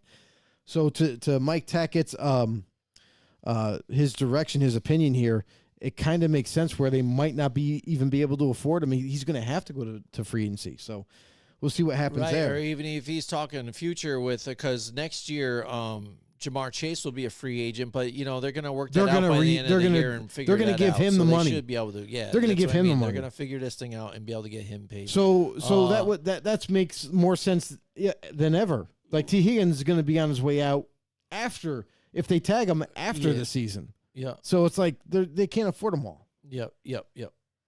So, Mike Tackett said Kirk could teach Caleb Williams as he learns Cliff Kingsbury's offense in Washington. Yeah, but I don't think he's in teach mode. Especially being a free agent, you're not going to settle for teach mode. Honestly, I don't see Caleb Williams going to 2 at Washington. I think Chicago's going to take him. Yeah, right. So I don't think we'll even make it there. The only thing that I could say is if Washington, because I know we've heard rumors about them possibly trading up to that number 1 pick. It's only one move up. But I think Chicago is they're these like greedy sons of bitches where they're just like, you got to overpay to get this pick. Because if you don't want us to take Caleb Williams, then you're going to have to give us the bag. So that's where I think Chicago is going to probably most likely stay where they're at, take Caleb Williams, and then trade Fields. Whether one happens before the other, we'll see as we get closer to the draft. Absolutely. All right, Joe. Well, what about some other teams here? There's a lot of teams facing, that salary cap, the dangerous salary cap. We already talked about T. Higgins, so we don't even need to bring him up. But like Josh Allen, the edge rusher for the Jacksonville Jaguars, guy's been super productive for the Jaguars. And everybody loves pass rushers. You can't have enough. So the Jaguars, they're in a little bit of a pickle here. A guy that's very young, usually when that happens, who's had great productivity on the football field, who's still very young, you're going to pay him a lot of money to keep him. The Jaguars is an interesting place here because Josh Allen, the way it looks right now, let's see, I'm trying to find the Jaguars right now. Okay, so the Jaguars right now have $11 million under the cap. That's not enough to sign Josh Allen. You know what I mean? Yep. And because you still need money for the draft. For the players that you're going to draft ahead of time, you need about $7 to $9 million to pay for your draft picks. And that's going on an average of 7 draft picks. So the Jaguars are in a tight spot. And they could try to tag them. They could do some restructuring and try to, get them more cap space, involved, maybe make some cuts and that sort of thing. So they could potentially re-sign him. They could. But is it worth it?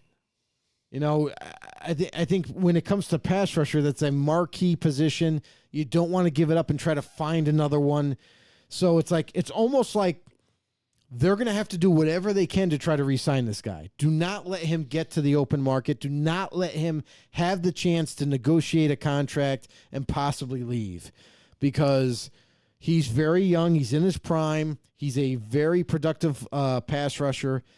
And if you lose him, you're going to lose the tandem that you have in Trayvon Walker and Josh Allen. So you want to keep that together as much as you possibly can. So I think the Jaguars some way will find a way to get enough cap space and try to re-sign the guy. Yeah, absolutely. I think the same thing, too. They got to keep a guy like him in there. They always think defense, too, when they go into the draft. He is your head of the monster that is their defense here. You can't just take him out of the equation here. True. Also, just restarting.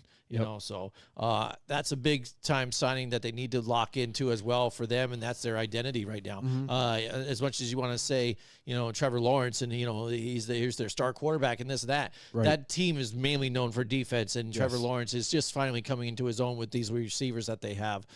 So I think until that offense really steps up a little bit here and becomes a little more balanced, or they become a superpower, they're riding on Josh Allen. And that's the funny thing, too, is you bring up Trevor Lawrence in the offense. Calvin Ridley is due to be a free agent. Calvin Ridley was their number one go-to guy. So now that comes into the equation. Who do you want to pay? Mm-hmm. You got to pay Calvin Ridley, or you're going to pay Josh Allen? You know, that's the thing. Is Calvin Ridley's older? Yep. So I think you might go towards Josh Allen and see if you can get a deal done. Maybe you can create enough cap space to where you might be able to tag Calvin Ridley at least for 1 year until you get a deal done in the second year of that tag. Mike Tackett said, thoughts on Screwball peanut butter whiskey? I love it. Do you? I never tried it. I know some people had it at a get-together I went to, and they said it's very peanut buttery. You know, listen, it is. I don't know. It's very good. It's very peanut buttery. It's very rich in peanut butter flavor. However, you need to pair it with Dr. Pepper. That's the key. Really? You pair it with Dr. Pepper, it's amazing. So, Mike Tackett, make sure you do that. I don't know if you've already done that, but make sure you do that. I don't drink that much often though. I don't know. I'll have to try it. I didn't try it. It's good. Trust me. Yeah. Okay. Mike Tackett also said Trevor Lawrence should wait until 2025 to get a new deal. He'll rebuild his stock also. Yeah, it's I potential. think so too. It's potential. Like, here's the thing with Trevor Lawrence. Coming out of the draft, I vouched for him to be the number one quarterback taken, and he was. But in the NFL, I don't see the same Trevor Lawrence I saw in college football. And that's obviously part of the NFL, right? The competition, the speed of the game, and all that. It's a little bit harder. But Trevor Lawrence, so far, I haven't seen him be, how do I say this, like consistent as a playmaker at quarterback. And for Trevor Lawrence, like there's games when Trevor Lawrence looks amazing, makes all the throws, he scrambles and gets first downs. But then there's other games where he looks a little lost. He throws an interception. He misthrows a receiver who happened to be open. So it's like we're seeing two different sides of Trevor Lawrence at times. I want to see a very consistent Trevor Lawrence in order for him to make the money and to convince the Jaguars organization to like keep him around. I feel like he needs to keep getting better. So that's the other thing about Lawrence is I need to see more consistency from him. That's all. I think he's a good player in this league. It's not like there's definitely way worse quarterbacks that happen to start, but Trevor Lawrence needs to kind of up his game a little bit. He's been in the league long enough to where you shouldn't be regressing at all. So let's see that continued progression. Mm-hmm. Absolutely. Yeah, definitely. I agree with you there as well. Peanut butter whiskey and grape juice, Mike Tackett says. Oh, gross. Oh, man. I don't know, man. I don't know if I could do that. That's crazy. That might be a little too sweet. Yeah. Anyway. It's a weird mix. I'm not big on peanut butter, though, he's either, going with the peanut butter and jelly concept. Yeah, oh, yeah, maybe. That's what he's going with. Interesting. I'd try it once, whatever. Do Dr. Pepper first. Yeah, well, I'm down. I love me some Dr. Pepper. Anyway, next on the docket, we're going to talk about Brian Burns, pass rusher from Carolina Panthers. Okay. This guy has been trying to get out of Carolina. He's asked for trades, and every time a team offers a trade, the Carolina Panthers turn it down. So it's kind of one of those like friction type of relationships here. Like Burns is like, dude, I know we're not going anywhere. I just want to go to a team that might be competitive here. Mm-hmm. Can we make it happen? So Burns, I feel like personally wants out of Carolina still, especially after seeing a rookie quarterback that kind of fell flat on his face more times than one. So Burns, very successful pass rusher, a guy that could really bring that pass rushing talent to another team if they needed him. So one thing that is very kind of surprising to me is that he's a good pass rusher, not a great pass rusher, but he's a good pass rusher. But his run defense, it's where he lacks. And it's worse than Chris Jones's grade. Chris Jones had a 59.9 or something grade on run defense. Brian Burns has a 56.3. Mm-hmm. So if you're getting this guy to be just a pure rusher, perfect. He'll do well for you. But if you're hoping he's an every down type of edge rusher, that's not the case. So as good as Burns is, I don't know if you're willing to pay him the money. Like, if I'm Carolina and I'm being smart about this, like, okay, yeah, he's a good pass rusher. Well, guess what? let's not overpay for this guy. Let's see what the average market is for an edge rusher, and we'll pay him that for a contract. I feel like that would be a fair deal to show Brian Burns and his agent to see if they would sign. If they balk at it, then you're just like, all right, well, we tried. We tried to get you to work out a deal, and clearly you think you're worth more than that. So as long as you don't overpay for Brian Burns, I feel like that I feel like Carolina Panthers, if that is the price tag is too high, then you kind of just let him test free agency. Then let him go, let him see what he can get, and then perhaps I know teams do this all the time. They'll let their players go test free agency and come back and be like, well, what'd you find?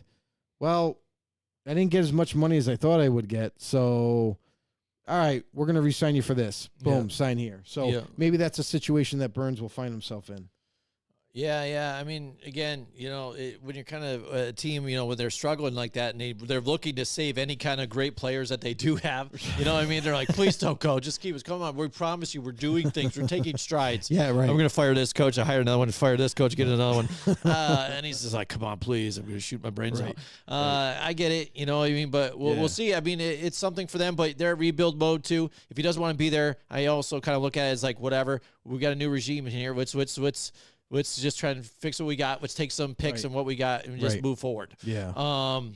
I think one interesting team, you might not have on your docket here, but one signing I think that is even questionable or somebody they might want to re-up. What do you think about Mekhi Becton and the Jets here? Again, finally another full healthy season. It's real simple. You know what I mean? So what are you going to do here? Are you I'm not paying bringing him in, or are you going to just let him walk? I'm not paying him. I'm letting him walk, and I'm going to draft a tackle in the draft. I picked 10th overall. I'm going to get one of the top-notch offensive tackles, guys that have a pedigree where they don't get injured. So that's what I'm going to go with. I'm going to go with more of a sure shot, a guy that's going to be on the football field for me. So that's the one thing that's the problem with Mekhi Becton is that he's always been injured, always. And just because you were healthy for 1 year, bro, in the time that you've been in the NFL, dude, that's not a good thing. That's worse than Bosa, than Joey Bosa. Like, and the Chargers already have been rumored to be looking to trade him. Let alone they might even end up cutting him because of his injury history. So Mekhi Becton has a worse injury history. It's what have you done for me lately type of league. And if you haven't been on the football field long enough, I can't give you a contract. I just can't. Yep. Doesn't make any sense. I paid you to literally stand on the sidelines and do nothing for my team. So bye-bye. They have, let me tell you, the Jets have a lot of free agents this season here in the offseason. Another one for their center is Connor McGovern, too, as well, going to be a free agent. And Dwayne Brown, too, no longer, with them, too, as the left tackle. A lot of decisions to make for them, too. What are they going to do? Because, again, that's been their kind of heel with them, too, is that offensive line. It's been struggling for them, and, partially some of the reason why Aaron Rodgers maybe went down so early. But they got to keep that offensive line sturdy for him and to keep him upright. They're going to. I think it's going to be an interesting thing they're for them. Draft, We're losing some of these guys, and this is all in the draft. This upcoming draft is the deepest draft for offensive linemen. So if you need offensive line help, this is the draft to do it. So I think for the Jets, obviously I think they're going offensive line all the way in the first round. They're going to get themselves a really good player, a blue chip type of player, and going forward farther than that, I think that that's what they're going to solely concentrate on for the bulk of the draft, because their defense they already know is really good. It doesn't need too many tweaks there. Yeah. So offensively is really where they're going to be concerned with. They want to keep Aaron Rodgers upright. They want to prevent from him getting hit or shoved or anything to try to risk injury. So look for them to make a big play for either offensive lineman in free agency and double that with the draft. Do you think Randall Cobb resigns just because he didn't get a chance to play with Aaron Rodgers?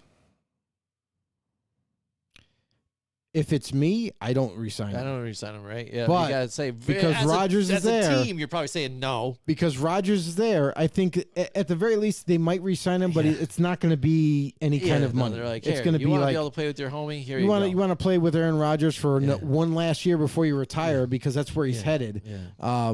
We'll give you a league veteran minimum. All right, Mike Tackett says Carolina get a first for Brian Burns. No, because he'll be a free agent. That's a pretty easy answer there because he's not under contract after, what was it, March 13th is when the beginning of free agency starts.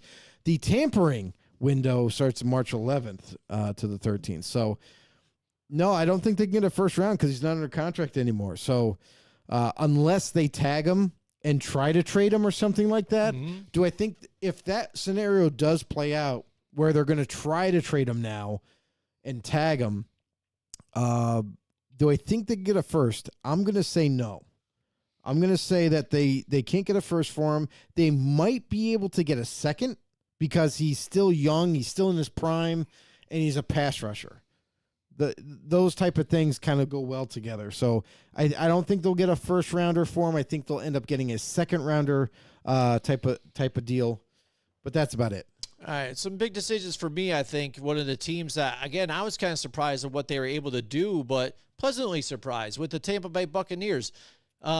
Baker Mayfield, they got to bring him back. I think they got to sign him to He's a coming deal. back. And depending on what, Hey, listen. it's going to be. Hey, listen. Baker Mayfield was on a podcast recently. Yeah. He's got to get on our podcast. They He's gotta get on ours. didn't cut the audio off. Oh, really? And he mentioned to the person that they were doing the interview with that he's like, "Oh yeah, I'm staying in Tampa." Oh, boom. So there's a little bit of a leak there by Baker, who didn't realize that he was still being recorded or whatnot, but it seems like he knows that he's getting a deal. He knows that he's going to stay in Tampa. Yeah. So, well, that even tipped it That's either that. way, even too, because they even were like, "Hey, whatever we offer you, he's going to take." Because I mean, what other options does But he was have it- even right now? but was it really a secret? Right, Like everybody no, kind no. of assumed that he was going to return to Tampa. But the one thing, and I don't think the money is going to be the deal with the Baker thing. It's like I'm looking at Mike Evans, and he's 31, and he's been productive still. He's Still one of the better, productive. receivers in the league Another too. over 1,000 But- yards receiving. Yeah, again, but 31, getting there. Now, on his point of view, does he even want to stick around and say, "Hey, we've got that shot to go again with Baker"? Another time around, because they did make the playoffs. They did take the division, Right. and they were in that game. They could have won. They could have easily won. They could have. They definitely could have. But they just came a little short. Does he run it back again with this crew? Because again, now next season, Chris Godwin's up for free agency. So these two, your number one, your number two are right here. This is the time, and they're both getting kind of longer in the tooth here. Mainly Evans. Does he want to stick around, and do they want to bring him back, or do they say we'll just even draft to get a younger, fresher guy up in here to work with Godwin? Godwin bumps up, is our guy, and we'll make it work, and then we'll still even make this run. And does somebody like Mike Evans say, "Hey, I don't think, especially the way Mike Evans is, I don't think he's going to take a deal anywhere else to try and chase a chip. I think he's still going to try and go for big money somewhere. I don't think it he's might going to not get big work money. out. I don't think he's going to get it. I No. think he's going to look for it though.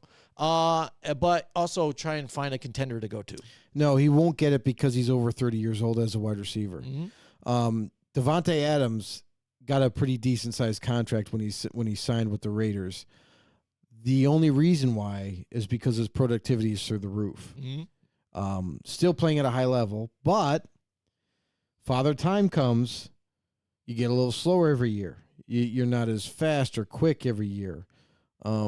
Mike Evans, for him, he's 31 years old. Same thing applies.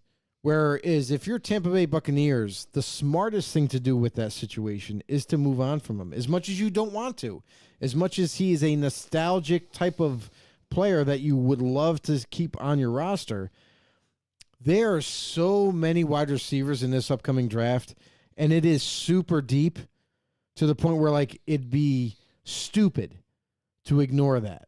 So, and the Tampa Bay Buccaneers are picking lower than usual. So you could get yourself a pretty decent wide receiver if you wanted in the first round. You could even get yourself a pretty decent receiver in the second round to kind of fill that role and try to start, because eventually you got to start doing that youth movement. You got to start inputting younger guys into those positions where aging players exist. So Mike Evans, this might be the year where Tampa Bay moves on from Mike Evans, lets him go and test free agency, and he's going to be surprised because, like, what do you mean? I'm still a really good player. Yeah, you are. But you're 31 years old, and you're only going to get older.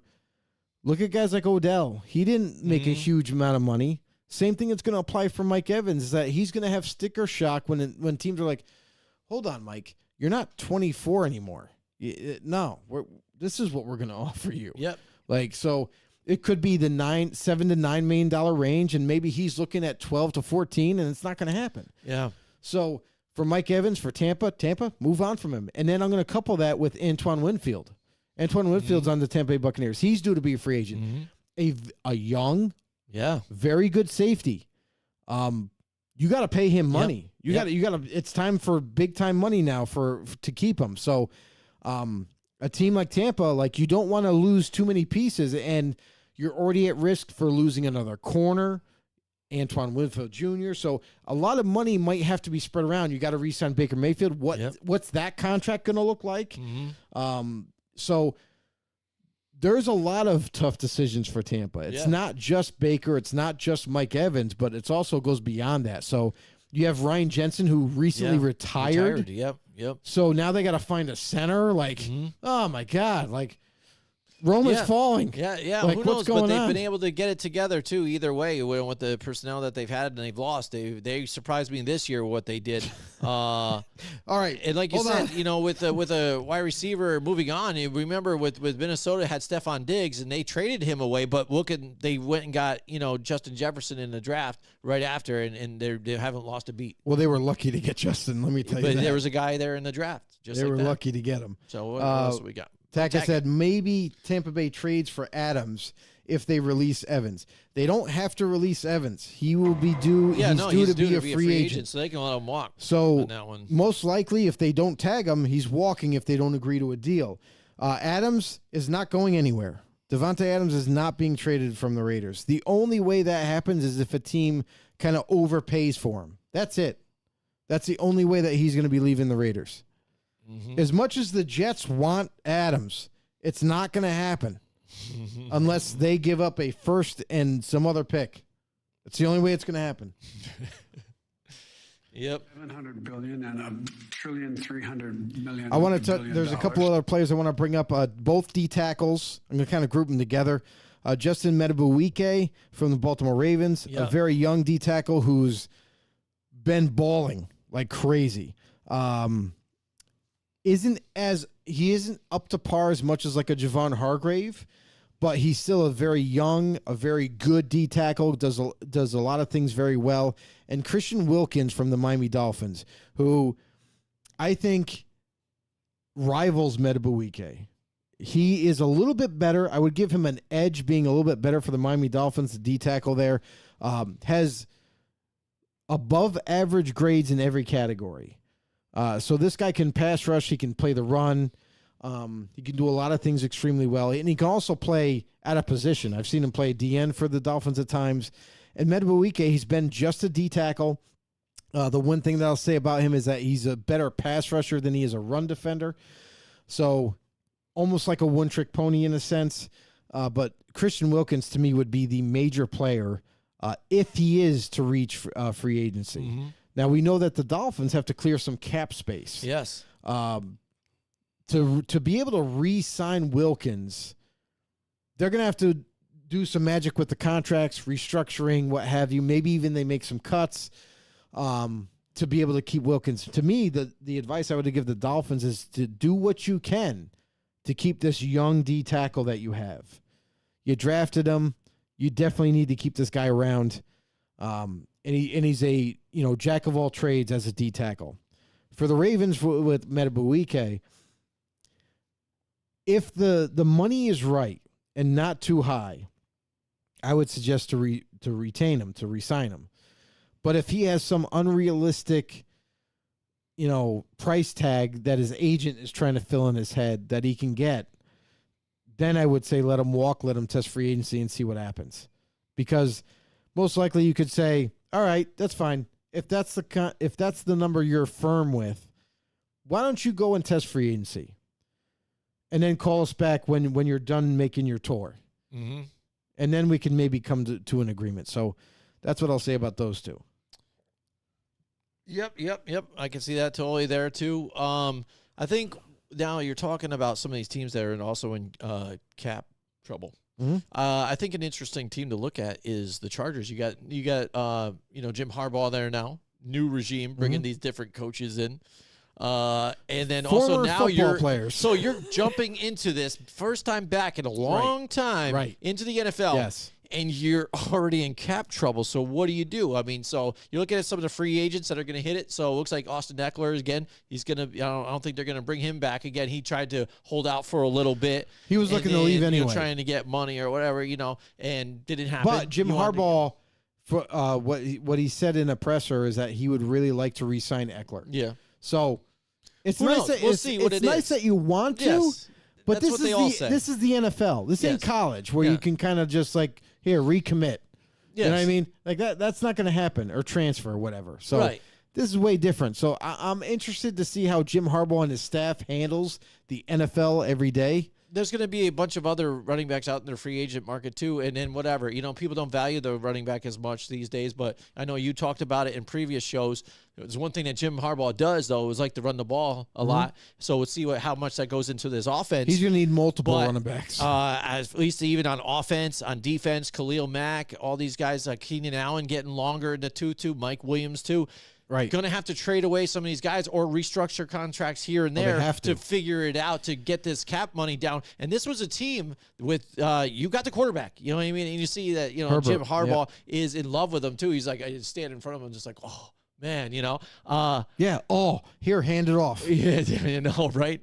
But a team, again, that has that potential to do something, but now with that money situation, too, you kind of got to rework it and figure some things out. Missed the playoffs this year, kind of definitely underwhelmed. Looking to see what they're going to do this coming season here under Harbaugh and see if they make a push to get back to the playoffs soon. Well, let's help them out, Jim. Let's just cut 3 players right now. Let's cut do Khalil Mack. Let's cut Joey Bosa. Let's cut Keenan Allen. Right there, you save over $60 million. That should give you around roughly $15 million in cap space, and that might not be enough. They might have to do some more things, maybe restructuring, whatever. But that right there, you get rid of 3 players, you're already under the cap, and that's what you're going to have to do. Charger fans, I know you're going to freak out because they're all like key players. So What? you're no longer going to have Bosa, and it's already been reported that the Chargers are looking to move on from him anyway. Yep. They're going to try to trade him. I don't think any team's going to fall for it. The guy's been injured like a ton of times. Like the guy is not on the football field enough. Khalil Mack, he just simply makes way too much money. It's very productive still. He's a 30-plus-year-old player, but still productive. But, man, does he make too much money. He's gone. Keenan Allen, a guy that makes around $22 million a year as a wide receiver. You just can't pay that kind of money anymore. So Keenan Allen, he's 30-plus years old. It's time for him to go. You guys have to look towards maybe implementing some youth here, whether it be free agency, maybe bringing someone in, or in the draft. Like we said before, the wide receiver group is very deep for this upcoming draft. Get yourself, implement some youth there. You know that you drafted in the first round last year, Quentin Johnson, guy who kind of slowly came along, played a little bit more, obviously with Keenan Allen kind of getting banged up here and there. But look for him to kind of take more of a prominent role. And then you also have Mike Williams due to be a free agent as well. So do they bring him back even though he's 30 years old, or do they let him go? So there's a lot of things for the Chargers to kind of figure out. But with a $45 million over the cap type of situation, they got to look to trim the fat quick and fast, and then try to maybe figure out ways to where they can bring in some new talent. Absolutely. Mike Tackett says Miami is the Chargers of the East. Way too many starters being hurt down the stretch affected their success at the end of the season. I blame the trainers. There you go. I blame the trainers. I tell you, man, some of these trainers, for what happens even too, I feel like I could be a trainer with some of the things that they do here, Yeah. They might have just about the same success. We do know I it wonder all, what they Jim. do get paid, We do know it all. So I Yeah. think we could just go into the training facilities and make it work. Yeah, I can do that. You know what I mean? I'm getting in some good shape right now. I can keep That's these right. guys on it. We just get a dietary plan going. Let's Right. go. I like it. Absolutely. I like it. All right. So, yeah, I know. Like I said, this is just throwing some things out there. A lot of teams, I think, that are just kind of, it's way early, but intriguing. There's not a done bunch yet. of different even signings out there. We're not done yet. Oh, absolutely. Because there's a lot of different even scenarios, Joe. I mean, Mm-hmm. there's a lot of scenarios every which way that you could look at. I think even with my team, even though, we were, terrible this season, there's a lot still on the line because there's just the first time, even after just that one season removed, that all of a sudden, Brian Dable, everybody's ready to jump off the train already. Holy shit, he's not the coach that we want. yeah. Daniel Jones, we paid him all this money now that he's terrible. Tyrod Taylor's going to be a free agent. Saquon Barkley, you got to reel him in and sign him again. And then we got some others that are going to be. I got a free question for agency. you, because this was asked to me by a know-it-all of ours, and I said, "Let me ask Jim on the show." Know-it-alls. As a Giants fan, draft is coming up. Now, I thought this might be kind of hilarious because of the situation. Giants need offensive line. Mm-hmm. And there is some really good offensive linemen that you could have at 6. You really could get yourself a blue chip type of offensive lineman. But there's also a chance that LSU product, Malik Neighbors, who's seen as the second best, even 1A, 1B type of wide receiver prospect. Do we really relive the Odell Beckham pick and go with Malik Neighbors, or are you still going to take an offensive lineman? Well, when you look at offensive linemen, what do the Giants really need at this point? I think right tackle, we're still not sure. It's got to be interior lineman. So if it's not somebody that's going to blow you off the page here on interior lineman, then we maybe do go for that guy. Because we've even seen what with the quarterback, though, Eli Manning, what he was able to do with an Odell Beckham Jr. They were a 10-16. Yeah, but that's Eli Manning. This is Daniel Jones. He's not Eli Manning. I hear you. I hear you there, though, too. That's why I even kind of looking a little bit at free agents that are in the free agent There's pool. nobody really for tackle. Nobody, again, that's all. Tackles, I think, we're kind of set. But I'm not sure. But Neal, You think Evan probably Neal isn't- is the guy? No, I don't think so exactly. But to give up that fast, I mean, I think the first season of Andrew Thomas wasn't the best, but he came around. We shall see, though, still, too. If he's there, like I said, I'm go offensive lineman. I'm all about feeding that offensive lineman and getting that. So I guess to answer your question, I guess I will just jump on offensive lineman just because you know it. You've said it. We talked about it on the show. Wide receivers can be deep. You can get a nice, good guy further down the road. You don't need that stud guy here that potentially turns into that diva at one point. You can get a good offensive weapon here without getting it done, without having that guy, burning that pick. So my one thing is, because the offensive line is deep, me personally, I would try Evan Neal at guard. I feel like he struggles way too much with speedy rushers. Yes. That I would put him at guard because he's such a massive dude. You're not going to run through him. And then draft a right tackle. But if you're not going to do that, my thing is, like, currently, your receiving core, do you think that the Giants should maybe go for free agents to add to that receiving core, or do you think that they should draft instead of going for free agents? I don't think. I think they should go for some of the wide receivers. Wide receivers that are available, whatever they might be. I wouldn't pay for one. We've already done that, Joe. We got Kenny Galladay's helmet right up here, and but that was a botched signing. That was completely botched. But the guys that are here again, what am I going to pay some of these guys? Calvin really coming off of his best year since he played with Atlanta. But what's he going to be asking for? Some of these other guys that are out there, I'm not going to go get a Mike Evans or some of these other guys out here. And you've got other guys you can get cheap. So would I take a Josh Reynolds? Maybe throw something at a DJ Shark. Some of those guys. No, you don't want DJ Shark. I mean, somebody even like that. He's injured all the time, I guess. But Josh Reynolds has inconsistent hands. No, I guess. But again, there's not a whole lot really out there. I mean, Could you convince Odell Beckham Jr. and come back and ride with the Giants again? You know what I mean? That The would be money's funny, right. right? Imagine that.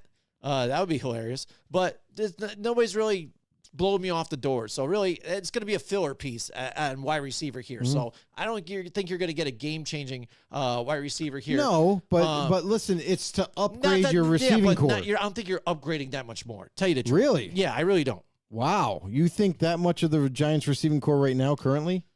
Yeah, I don't think much of them, but I don't think much of the receivers that are in the pool right now. That's surprising. Yeah, I really don't, because I think a lot of the receivers are going to stick with their team or go to somebody other than the Giants, and I don't feel like paying them for what they are. You know what I'm saying? I just don't want to. I don't think you have to pay that much for 30-plus-year-old receivers. I really don't. Well, I'm not going to go. Yeah, but I'm not going to go. You think we should go get like Mike Evans or somebody like that? Like, what receiver do you think the Giants should target at this point? Well, it's an immediate upgrade if you go with Evans. Immediate. I don't see the draw there unless we do pay him more.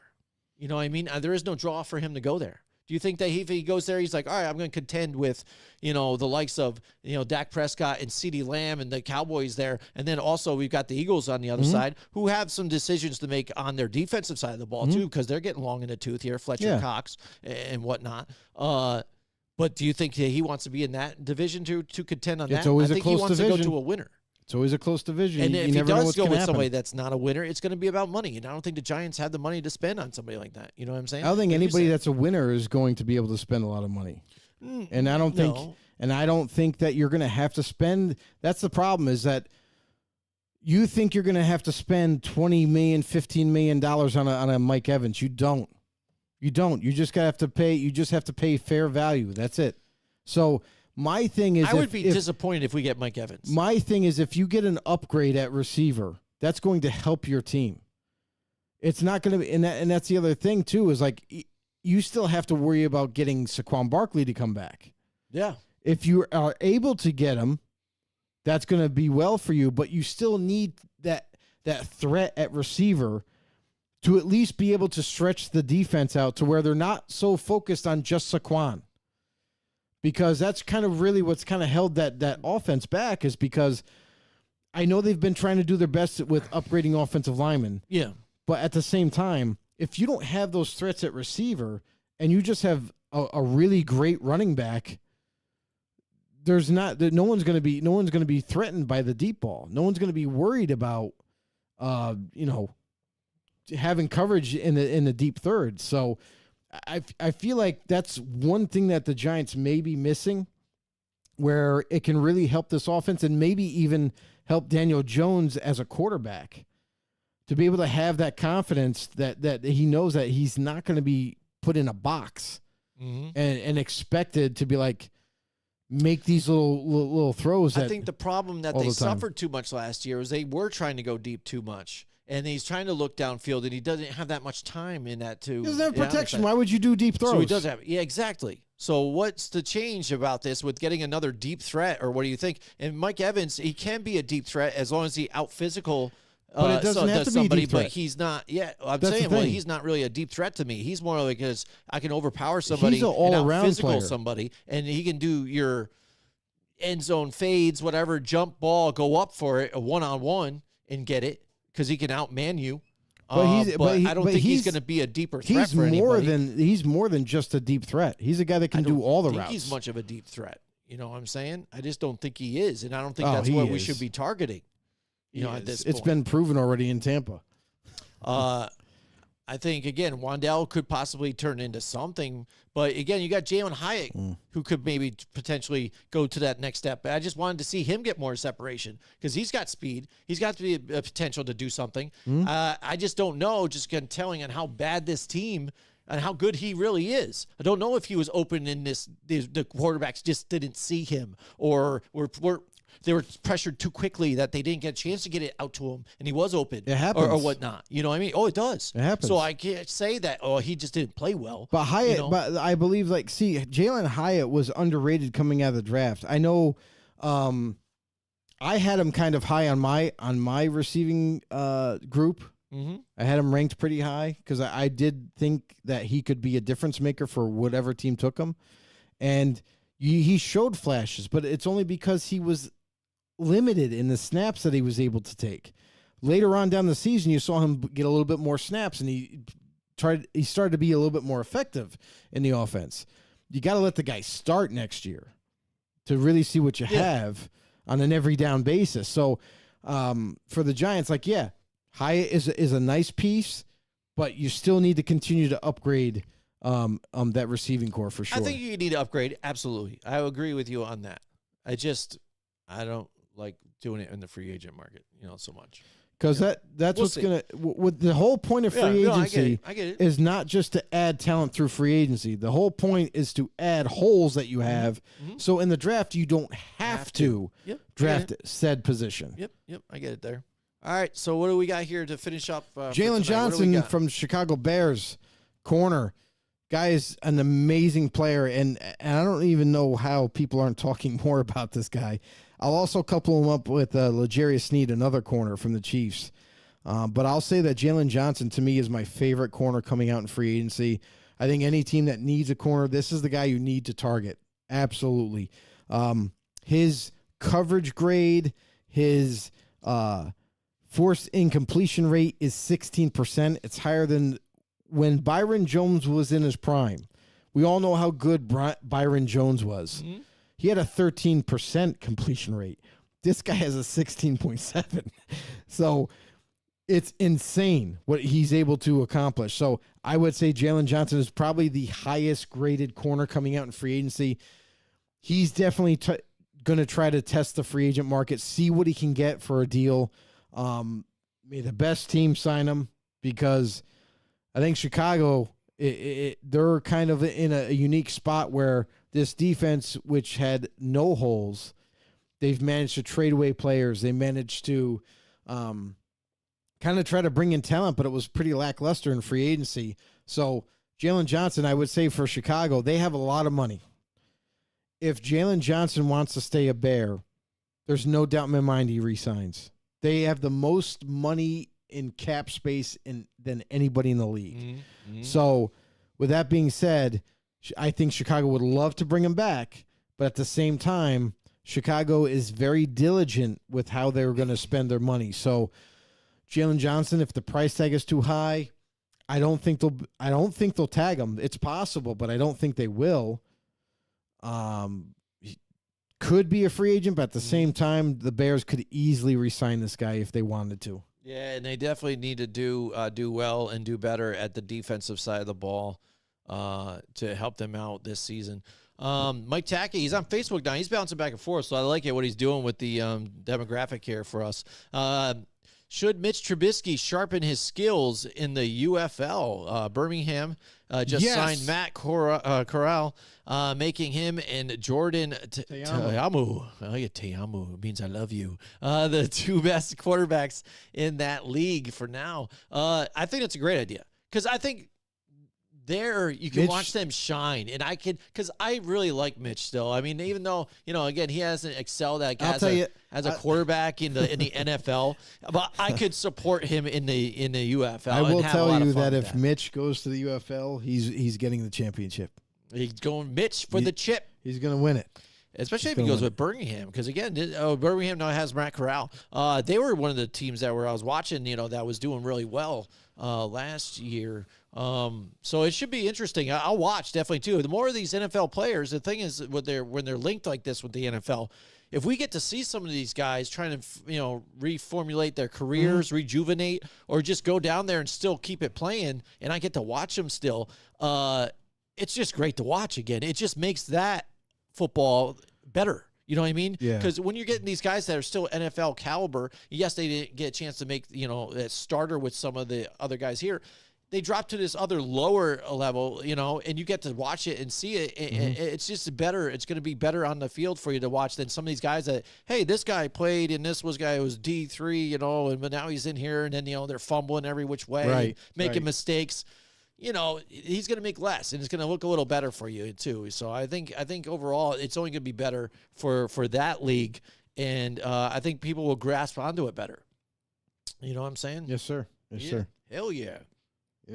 Yeah. All right. Oh, So I'm going to take a time here to let you guys know too about the people that have been sponsoring us and taking care of us throughout these few years too. I mean, we've been doing this. What you said, 6 years now, Joe. So we're gonna be moving into our 7th year, right? Yeah, dude. Holy moly, man! We got to do something special for when we get to 10. We do something. A decade. We got to do something. We got to. I don't know. Maybe we'll get real crazy. Maybe we'll go to the draft or something. Yeah, we'll do some we live definitely reporting. have to do something. We definitely in the next year, even next season, we'll do something. We got to plan something big. We got to just switch it up here, Since I've moved I mean, it's been nice doing the studio and doing it better. We're going to make some changes to the studio, by the way, again. Yeah. But I want to, get some more stuff going, and we'll get more interactive with everybody even, too. And maybe we'll do some traveling. Listen, I want to say, for anybody that is still tuning in or whatever, thank you guys so much for the support. But also, more than that, give us some suggestions in the comments below about next season, what you would like us to do. Maybe give us an idea of like a new segment on the show that you might want. New segments. Do you guys, I know for a lot of the OG know-it-alls, we did a lot of interviews before. Would you like to see that return a little bit more often? Or maybe even you have a brand new, fresh idea for the show for next season? Yeah, we can bring our buddy Levon Kirkland back on, Joe. Yeah, he's that my was buddy awesome. on Snapchat that was a trip. now again. So here, maybe we bring him in. Get a cool interview with him again or not. Yeah, very cool. Hell yeah! All right, so again, you guys, thank you so much for the support. Shout out to a Long Shot Athletics out there too. If you guys want to get some of that apparel, you support the underdog. That's just like us here too. Athletic wear too. It's great. It fits well. Promo code when you go to check out Know It All. Put it in there. You guys save yourself some cash, and it helps us out in the same time.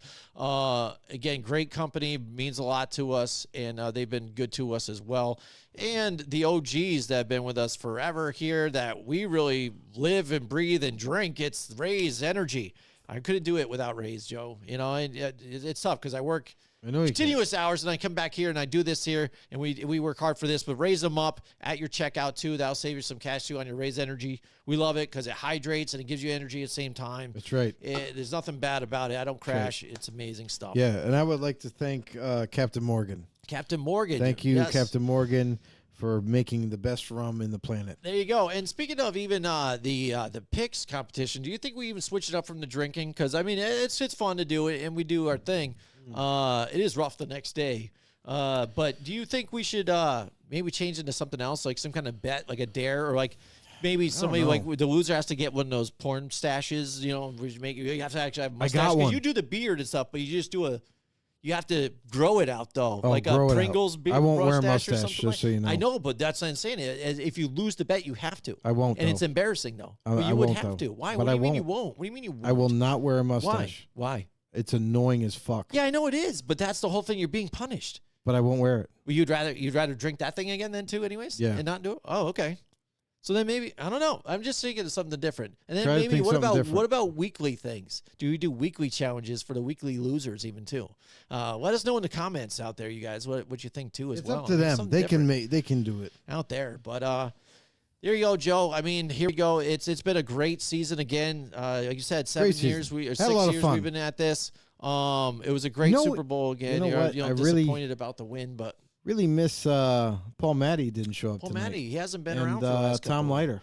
Tom Leiter. I'm calling you guys out right now. Busy, I guess. They're hiding out. But, what are you guys doing Tuesdays? Yeah, yeah. What are you guys doing? You guys work? Absolutely. I didn't know that. Like, do they work at night or something, or Oh, evenings, or might. I don't know. They might. I don't think Paul Matty works anymore. Coach Matty, what's up? Where you at? All right. But anyways, again, thank you so much. Thank you for the support. We've been doing this for a very long time. We couldn't do it without you guys out there. Yes. So I guess we'll see you in a few weeks, man. We're going to take a break for a while. Yeah, we are going to take a break. We need a vacation. And when it starts getting saucy and spicing it up, we'll be back, and we'll be talking draft and all that other nonsense. All the moves, all the different signings and stuff. So listen, make sure you guys tune in. When we come back, we're going to be covering the draft. We're going to be covering we're going to have our own prospect rankings. We're going to have our own mock draft that comes right before the draft gets here. We like to be more accurate than anybody else, so we do our due diligence. We're going to do our prospect rankings. We're going to give you them as they come after the combine. I think shortly after the combine, we kind of compile our lists, and then we will address them to you to let you guys know what we think about the prospects coming out and who we rank over these other wing nuts out there that don't know shit about football. But also, that's like part of the biggest part of the offseason for us is like the draft time. So we will cover that. We'll cover training camps when we get to that point. Any other breaking news, we'll also be there for you guys. And since we're taking a little bit of a hiatus, we thank you guys so much. If you could do and help us a lot with growing our channel, head over to YouTube, subscribe, hit the notification bell, let you guys know when we go live. And also, if you can, follow us anywhere you get your podcasts. Bring us along for the ride, the car ride, the long work day that you guys have to go through. Listen, we'll talk your ears off if you let us. Joe will, definitely. You definitely should just let us know. Drop a follow and support us. We really appreciate you guys. Thank you guys to all the sponsors that we've had this year. And thank you, Stephen Murray, for he is our voice of the Football on the No Show. Most countries, but not here. That's my guy right there. It's time for your decapitation. That's right. Thank you so much. Also, thank you to, Down Monday. Down Monday. Yes, for the It's been music. a while. Yes. I Thank you. don't want to John. change the anthem John, just because thank the you. music is amazing. John, it's awesome. And you know what? Who knows? You know what? Maybe we might mix some things up. Maybe we might add a little bit of music or whatever for the next season. We'll see. We're going to dress up the studio like Jim said. And we will see you guys next season. Join us next week from 8 till 10 Wednesday night for more Football on the No with Jim and Joe.